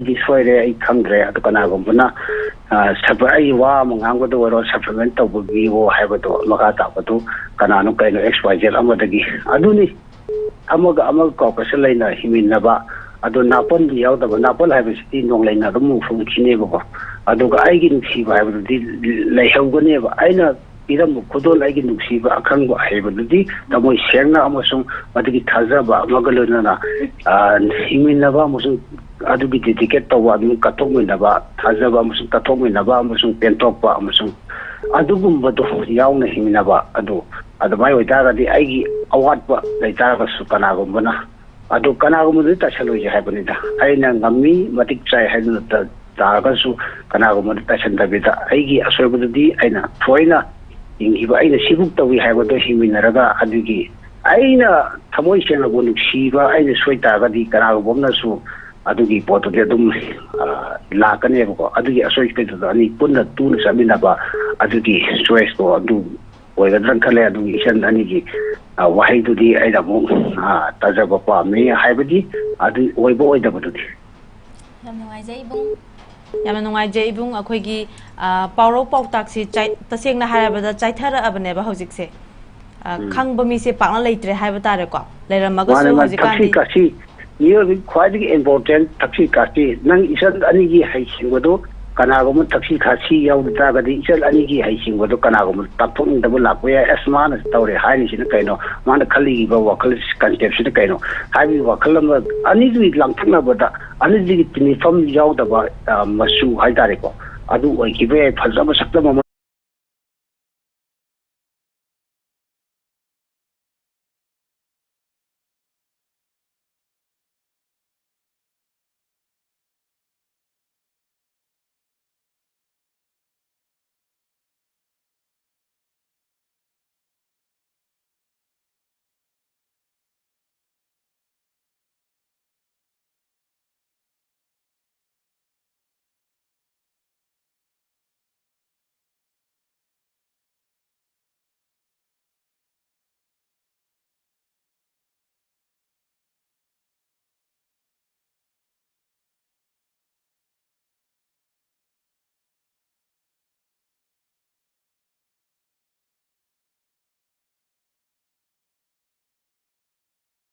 taru khudi moto ya tabu bangon amusung isona pina bi boys haiba loina adugum lo isai to tajabu ya bai kudong chabdo matam su lo selena lojage adom tawaina ajaki haita thaga chari ibungna pamna khanbirak paisai adu akhoi thajarak lage mayam punna taminarase ya tabu to iselani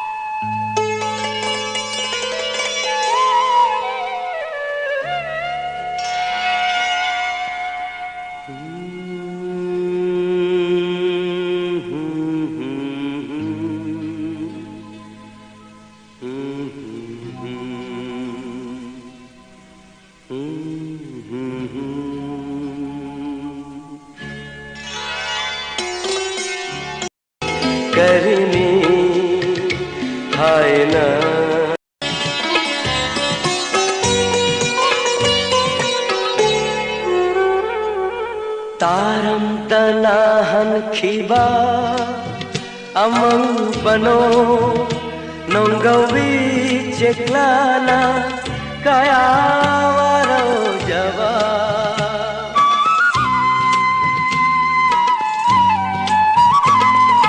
taram tanahan khiba amang bano nonggawi ceklana kaya waro jawa sakhon toy bi haire lay chilgum pale pham khandravara hanta kisna koi aroiba color oijage color aroiba si paikachage hello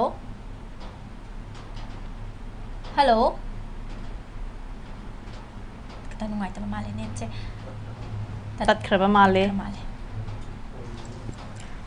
kol ngai boina che khoisu ngasigi thoram je mapung hena mapung phan boina khoigi che konjel dagi sai amat phajaba amtang taning bai se aisu sakchara ke dilpa do akhoi color ngai boina ko dilpana na sahning yagi motadi ꯗꯤꯜꯄꯥꯒꯤ ꯐꯖꯕ ꯈꯣꯟꯖꯦꯜꯗꯣ ꯇꯥꯔꯒ ꯑꯩ ꯉꯥꯏꯍꯥꯛꯇꯪ ꯈꯟꯕꯒꯤ ꯈꯨꯗꯣꯡꯆꯥꯕꯗꯣ ꯑꯩꯉꯣꯟꯗ ꯄꯤꯕꯤꯌꯣꯕ ꯀꯔꯝꯕ ꯏꯁꯩ ꯁꯛꯁꯤꯒꯦꯗꯣ ꯁꯤꯅ ꯈꯨꯗꯛꯇ ꯍꯥꯏꯖꯤꯜꯂꯛꯄꯁꯤꯗ ꯑꯩꯁꯦ ꯀꯔꯤ ꯏꯁꯩ ꯁꯛꯇꯣꯏꯅꯣꯁꯦ ꯈꯪꯗ꯭ꯔꯦꯕ ꯑꯩꯈꯣꯏꯅꯗꯤ ꯀꯣꯜ ꯇꯧꯔꯛꯏꯕ ꯀꯣꯂꯔ ꯃꯌꯥꯝꯁꯤꯗ ꯏꯁꯩꯁꯦ ꯊꯝꯕꯤꯌꯣꯗꯤ ꯍꯥꯏꯔꯦꯕ ꯑꯩꯈꯣꯏꯅ ꯏꯕꯥꯅꯤꯁꯤꯅ ꯁꯨꯡꯁꯛ ꯁꯛꯇ꯭ꯔꯦ ꯑꯗꯨꯅ ꯀꯣꯂꯔ ꯃꯌꯥꯝꯁꯤꯁꯨ ꯁꯥꯎꯔꯛꯄꯁꯨ ꯌꯥꯏꯑꯕ ꯁꯥꯎꯔꯛꯇ꯭ꯔꯒꯕꯨꯗꯤ ꯐꯩꯀꯣ ꯁꯥꯎꯔꯛꯑꯒꯗꯤ ꯑꯩꯈꯣꯏꯁꯨ ꯑꯃꯃꯝꯗꯤ ꯁꯛꯇꯕ ꯌꯥꯔꯔꯣꯏꯕ ꯅꯠꯇ꯭ꯔꯥ ꯃꯥꯅꯦ ꯑꯗꯨꯅ ꯏꯕꯥꯅꯤꯒꯤ ꯁꯥꯏꯠꯇꯒꯤꯁꯨ ꯑꯃꯃꯝ ꯁꯛꯇꯣꯛꯑꯁꯦ ꯀꯣꯂꯔ ꯉꯥꯏꯕ ꯑꯣꯏꯅ ꯁꯛꯇꯣꯛꯑꯁꯦ ꯏꯆꯦ ꯑꯩ ꯅꯣꯡꯁꯦ ꯈꯤꯇꯪꯁꯨ ꯈꯤꯜꯂꯛꯄ ꯃꯥꯜꯂꯦ ꯑꯗꯣ ꯅꯣꯡꯁꯦ ꯍꯦꯟꯅ ꯇꯥꯁꯤꯜꯂꯛꯑꯗꯤ ꯑꯩꯗꯤ ꯌꯨꯝ ꯆꯠꯄ ꯐꯔꯛꯇꯤ ꯌꯥꯝ ꯇꯥꯗꯣꯏꯅꯦ ꯏꯆꯦ ꯀꯩꯝ ꯇꯥꯔꯛꯑꯣꯏ ꯅꯣꯡ ꯇꯥꯔꯛꯑꯁꯨ ꯅꯣꯡ ꯇꯥꯔꯛꯄꯁꯨ ꯇꯨꯝꯕ ꯅꯨꯡꯉꯥꯏꯀꯣ ꯃꯌꯥꯝ ꯅꯨꯡꯗꯥꯡꯁꯨ ꯑꯣꯏꯔꯦ ꯍꯧꯖꯤꯛꯇꯤ ꯏꯆꯦ ꯃꯇꯦꯛ ꯑꯝꯇꯪ ꯂꯥꯡꯊꯣꯛꯑꯒꯦ ꯇꯥꯒꯨꯞꯇꯅꯤꯂ ꯊꯋꯥꯜꯂꯛꯇ ꯅꯣꯡꯃꯗꯣꯟ ꯃꯕꯦꯝꯃ ꯊꯥꯖꯅꯤ ꯄꯨꯛꯅꯤꯡ ꯋꯥꯔꯛꯇꯕꯤ ꯂꯩꯆꯤꯜꯅ ꯊꯃꯣꯏꯒꯤ ꯁꯛꯇꯝ ꯃꯇꯦꯛ ꯑꯝꯇꯪꯗ ꯑꯣꯏ ꯁꯛꯏꯁꯦ ꯁꯤ ꯃꯇꯦꯛꯁꯦ ꯑꯩ ꯀꯥꯎꯊꯣꯛꯈ꯭ꯔꯕ ꯍꯥꯏꯇꯥꯔꯦ ꯌꯥꯝ ꯄꯥꯝꯖꯕ ꯏꯁꯩꯅꯦ ꯐꯥꯈꯤꯕꯣꯏ ꯅꯤꯡꯗꯅ ꯉꯪꯕꯅꯦ ꯑꯗꯣ ꯉꯥꯏꯍꯥꯛꯇꯪꯁꯤꯗ ꯐꯥꯔꯝꯗ꯭ꯔꯤꯁꯦ ꯀꯥꯎꯊꯣꯛꯈ꯭ꯔꯦ ꯑꯗꯨ ꯅꯠꯇ꯭ꯔꯁꯨ ꯑꯇꯣꯞꯄ ꯑꯐꯥꯕ ꯏꯁꯩ ꯑꯃ ꯉꯪꯉꯨ ꯀꯩꯅꯣ ꯌꯥꯗ꯭ꯔꯥ ꯌꯥꯏ ꯌꯥꯏ ꯏꯆꯦ ꯑꯗꯣ ꯃꯊꯪꯗ ꯑꯣꯏꯅ ꯉꯪꯉꯒꯦ ꯏꯆꯦꯒꯤ ꯈꯣꯟꯖꯦꯜꯗ ꯑꯣꯏꯅ ꯏꯁꯩ ꯐꯖꯕ ꯑꯃ ꯇꯥꯊꯣꯛꯑꯁꯤ ꯌꯥꯏ ꯑꯩꯁꯨ ꯑꯃ ꯁꯛꯆꯔꯒꯦ ꯃꯌꯥꯝꯒ ꯄꯨꯟꯅ ꯇꯥꯃꯤꯟꯅꯁꯤꯀꯣ ꯄꯨꯟꯁꯤꯗ ꯅꯪꯒ ꯊꯦꯡꯅꯔꯝꯗ꯭ꯔꯕ ꯈꯪꯂꯝꯂꯣꯏ ꯅꯨꯡꯁꯤꯕ ꯀꯔꯤꯅꯣ ꯑꯣꯏꯔꯝꯂꯣꯏ ꯑꯩꯁꯦ ꯑꯁꯨꯝꯅ ꯅꯪꯇꯒꯤ ꯋꯥꯈꯜꯗ ꯉꯥꯎꯔꯕꯤ ꯃꯇꯦꯛ ꯑꯃ ꯁꯛꯑꯒ ꯂꯣꯏꯁꯤꯜꯂꯒꯦ ꯃꯊꯪꯗ ꯑꯃꯨꯛ ꯁꯛꯁꯦ ꯀꯣꯂꯔ ꯑꯃ ꯄꯥꯏꯁꯤꯀꯣ ꯍꯜꯂꯣ ꯍꯜꯂꯣ ꯍꯜꯂꯣ ꯂꯥꯏꯟꯁꯦ ꯑꯃꯨꯛ ꯇꯠꯈ꯭ꯔ ꯃꯥꯜꯂꯦ ꯏꯆꯦ ꯅꯨꯡꯉꯥꯏꯇꯦ ꯏꯆꯦ ꯑꯗꯨꯅꯅꯦ ꯅꯣꯡ ꯆꯨꯔꯛꯄꯁꯤꯅꯔ ꯀꯩꯅꯣ ꯂꯥꯏꯟꯁꯤꯁꯨ ꯈꯔ ꯅꯨꯡꯉꯥꯏꯇ꯭ꯔꯕ ꯃꯥꯜꯂꯦ ꯑꯩꯈꯣꯏ ꯑꯔꯣꯏꯕ ꯀꯣꯂꯔ ꯑꯣꯏꯖꯒꯦ ꯇꯧꯕꯅꯤ ꯃꯌꯥꯝ ꯐꯣꯟ ꯇꯧꯁꯟꯕꯤꯔꯛꯑꯣ ꯑꯔꯣꯏꯕ ꯀꯣꯂꯔ ꯑꯣꯏꯖꯔꯒꯦ ꯑꯩꯈꯣꯏꯒꯤ ꯉꯁꯤ ꯐꯪꯍꯧꯗꯕ ꯀꯣꯂꯔꯁꯤꯡ ꯑꯗꯨꯁꯨ ꯃꯊꯪꯒꯤ ꯂꯥꯛꯂꯤꯕ ꯅꯣꯡꯃꯥꯏꯖꯤꯡ ꯅꯨꯃꯤꯠꯇ ꯑꯃꯨꯛ ꯀꯣꯜ ꯇꯧꯕꯤꯔꯛꯇꯨꯅ ꯏꯁꯩ ꯈꯟꯕ ꯑꯁꯤ ꯁꯔꯨꯛ ꯌꯥꯕꯤꯌꯨ ꯍꯥꯏꯖꯒꯦ ꯐꯪꯍꯧꯗꯕ ꯀꯣꯂꯔꯁꯤꯡ ꯋꯥꯔꯧꯕꯤꯗꯅꯕꯁꯨ ꯍꯥꯏꯖꯔꯤ ꯍꯜꯂꯣ ꯃꯃꯤ ꯇꯤꯚꯤꯒꯤ ꯅꯠꯇ꯭ꯔꯣ ꯁꯤꯕꯣ ꯃꯥꯅꯦ ꯃꯃꯤ ꯇꯤꯚꯤ ꯆꯣꯏꯁꯅꯦ ꯑꯄꯥꯝꯕ ꯏꯁꯩ ꯈꯟꯕꯤꯌꯨ ꯀꯩꯅꯣꯅꯦ ꯑꯩꯈꯣꯏ ꯇꯥꯏꯃꯤꯡꯗꯣ ꯈꯪꯍꯧꯗꯕ ꯇꯥꯏꯃꯤꯡꯗꯣ ꯈꯪꯖꯅꯤꯡꯗꯅ ꯐꯣꯟ ꯇꯧꯖꯔꯛꯄꯅꯦ ꯑꯩꯈꯣꯏ ꯅꯣꯡꯃꯥꯏꯖꯤꯡ ꯅꯨꯃꯤꯠ ꯈꯨꯗꯤꯡꯒꯤ ꯑꯌꯨꯛ ꯅꯨꯡꯗꯥꯡꯒꯤ ꯄꯨꯡ 7ꯇ ꯑꯣꯏꯖꯒꯅꯤ ꯍꯧꯖꯤꯛꯀꯤꯗꯤ ꯑꯩꯈꯣꯏ ꯈꯟꯕꯒꯤ ꯆꯥꯟꯁ ꯂꯩꯇ꯭ꯔꯕꯣ ꯂꯩ ꯑꯄꯥꯝꯕ ꯏꯁꯩ ꯈꯟꯕꯤꯌꯨ ꯁꯣꯝꯅ ꯑꯔꯣꯏꯕ ꯀꯣꯂꯔ ꯑꯣꯏꯗꯣꯏꯅꯤꯀꯣ ꯑꯄꯥꯝꯕ ꯏꯁꯩꯗꯣ ꯊꯦꯡꯀ꯭ꯌꯨ ꯈꯟꯕꯤꯌꯨ ꯏꯁꯩ ꯑꯩ ꯍꯤꯌꯥꯡꯂꯝ ꯃꯈꯥ ꯂꯩꯀꯥꯏꯗꯒꯤ ꯕꯣꯖꯦꯟ ꯀꯧꯖꯩ ꯍꯣꯏ ꯈꯣꯟꯖꯦꯜ ꯀꯨꯃꯥꯔ ꯁꯛꯄ ꯃꯪꯂꯝꯕ ꯅꯣꯡ ꯀꯔꯤꯒꯤ ꯆꯨꯔꯛꯂꯤ ꯇꯧꯕꯗꯣ ꯂꯩꯔꯒ ꯑꯝꯇ ꯇꯥꯖꯅꯤꯡꯕ ꯅꯣꯡ ꯀꯔꯤꯒꯤ ꯆꯨꯔꯛꯂꯤꯕ ꯏꯁꯩꯁꯦ ꯈꯟꯕꯤꯔꯛꯂꯤꯕꯅ ꯃꯇꯦꯛ ꯑꯃꯇꯪ ꯉꯪꯕꯤꯔꯝꯃꯒꯗꯤ ꯍꯦꯟꯅ ꯅꯨꯡꯉꯥꯏꯒꯅꯤ ꯈꯟꯖꯩ ꯃꯇꯦꯛ ꯑꯃꯇꯪ ꯍꯣꯏ ꯍꯧꯕ ꯌꯥꯔꯦꯀꯣ ꯍꯧꯕꯤꯔꯣ ꯏꯁꯥꯗꯤ ꯆꯠꯆꯈ꯭ꯔꯦ ꯑꯗꯣ ꯃꯇꯦꯛ ꯑꯃ ꯉꯥꯡꯖꯔꯛꯀꯦ ꯑꯣ ꯃꯪꯂꯝꯕ ꯅꯣꯡ ꯀꯔꯤꯒꯤ ꯆꯨꯔꯛꯂꯤ ꯉꯁꯥꯏ ꯃꯈꯩ ꯑꯩꯕꯨ ꯉꯥꯏꯔꯤꯕꯔꯥ ꯑꯩꯅ ꯆꯣꯠꯅꯍꯜꯂꯒ ꯅꯪꯗꯤ ꯕꯤꯂꯕꯔꯥ ꯃꯪꯂꯝꯕ ꯅꯣꯡ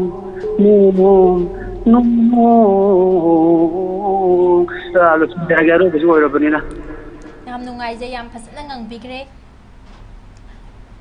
ꯊꯥꯒꯠꯆꯔꯤ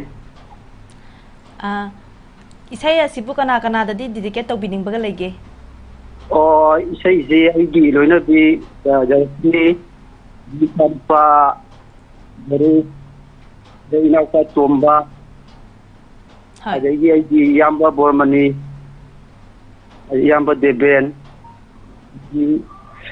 ꯑꯩꯒꯤ ꯏꯃꯥꯅꯄꯥ ꯄ꯭ꯔꯦꯝꯖꯤꯠ ꯃꯣꯏ ꯈꯔꯁꯤꯒ ꯇꯤꯚꯤ ꯇꯥꯕꯤꯔꯤꯕꯁꯤꯡꯒ ꯄꯨꯟꯅ ꯇꯥꯖꯔꯛꯏ ꯌꯥꯝꯅ ꯅꯨꯡꯉꯥꯏꯖꯩ ꯊꯥꯒꯠꯆꯔꯤ ꯑꯩꯈꯣꯏꯒꯤ ꯏꯄꯥ ꯏꯄꯨꯁꯤꯡꯅ ꯊꯝꯕꯤꯔꯝꯕ ꯃꯃꯜ ꯌꯥꯝꯂꯕ ꯄꯥꯎꯔꯧ ꯑꯃꯇꯪ ꯊꯝꯖꯔꯛꯀꯦ ꯍꯣꯏ Ningthem nubi kaina chabra. Phamungda sumba angang sanggolna netpra. Amuka han haijarake. Ningthem nubi kaina chabra. Phamungda sumba angang sagolna netpra. Oh. Ban ba sumbudi khangde adu waina khanba bali amta haijarake. Haibiu. Isana section lagadi kudong thibodi nan thoi nasmai haijage. Yam nungai jai marik chumba pakhom bibirak pagidamata su haingan tan thagachari. Somna pamna khanbirakpa isai adu azumna dedicate tawbiriba mayam aduga punna taminarasi ekhoi isai adu thajarak lage. Thagachari. Thagachari.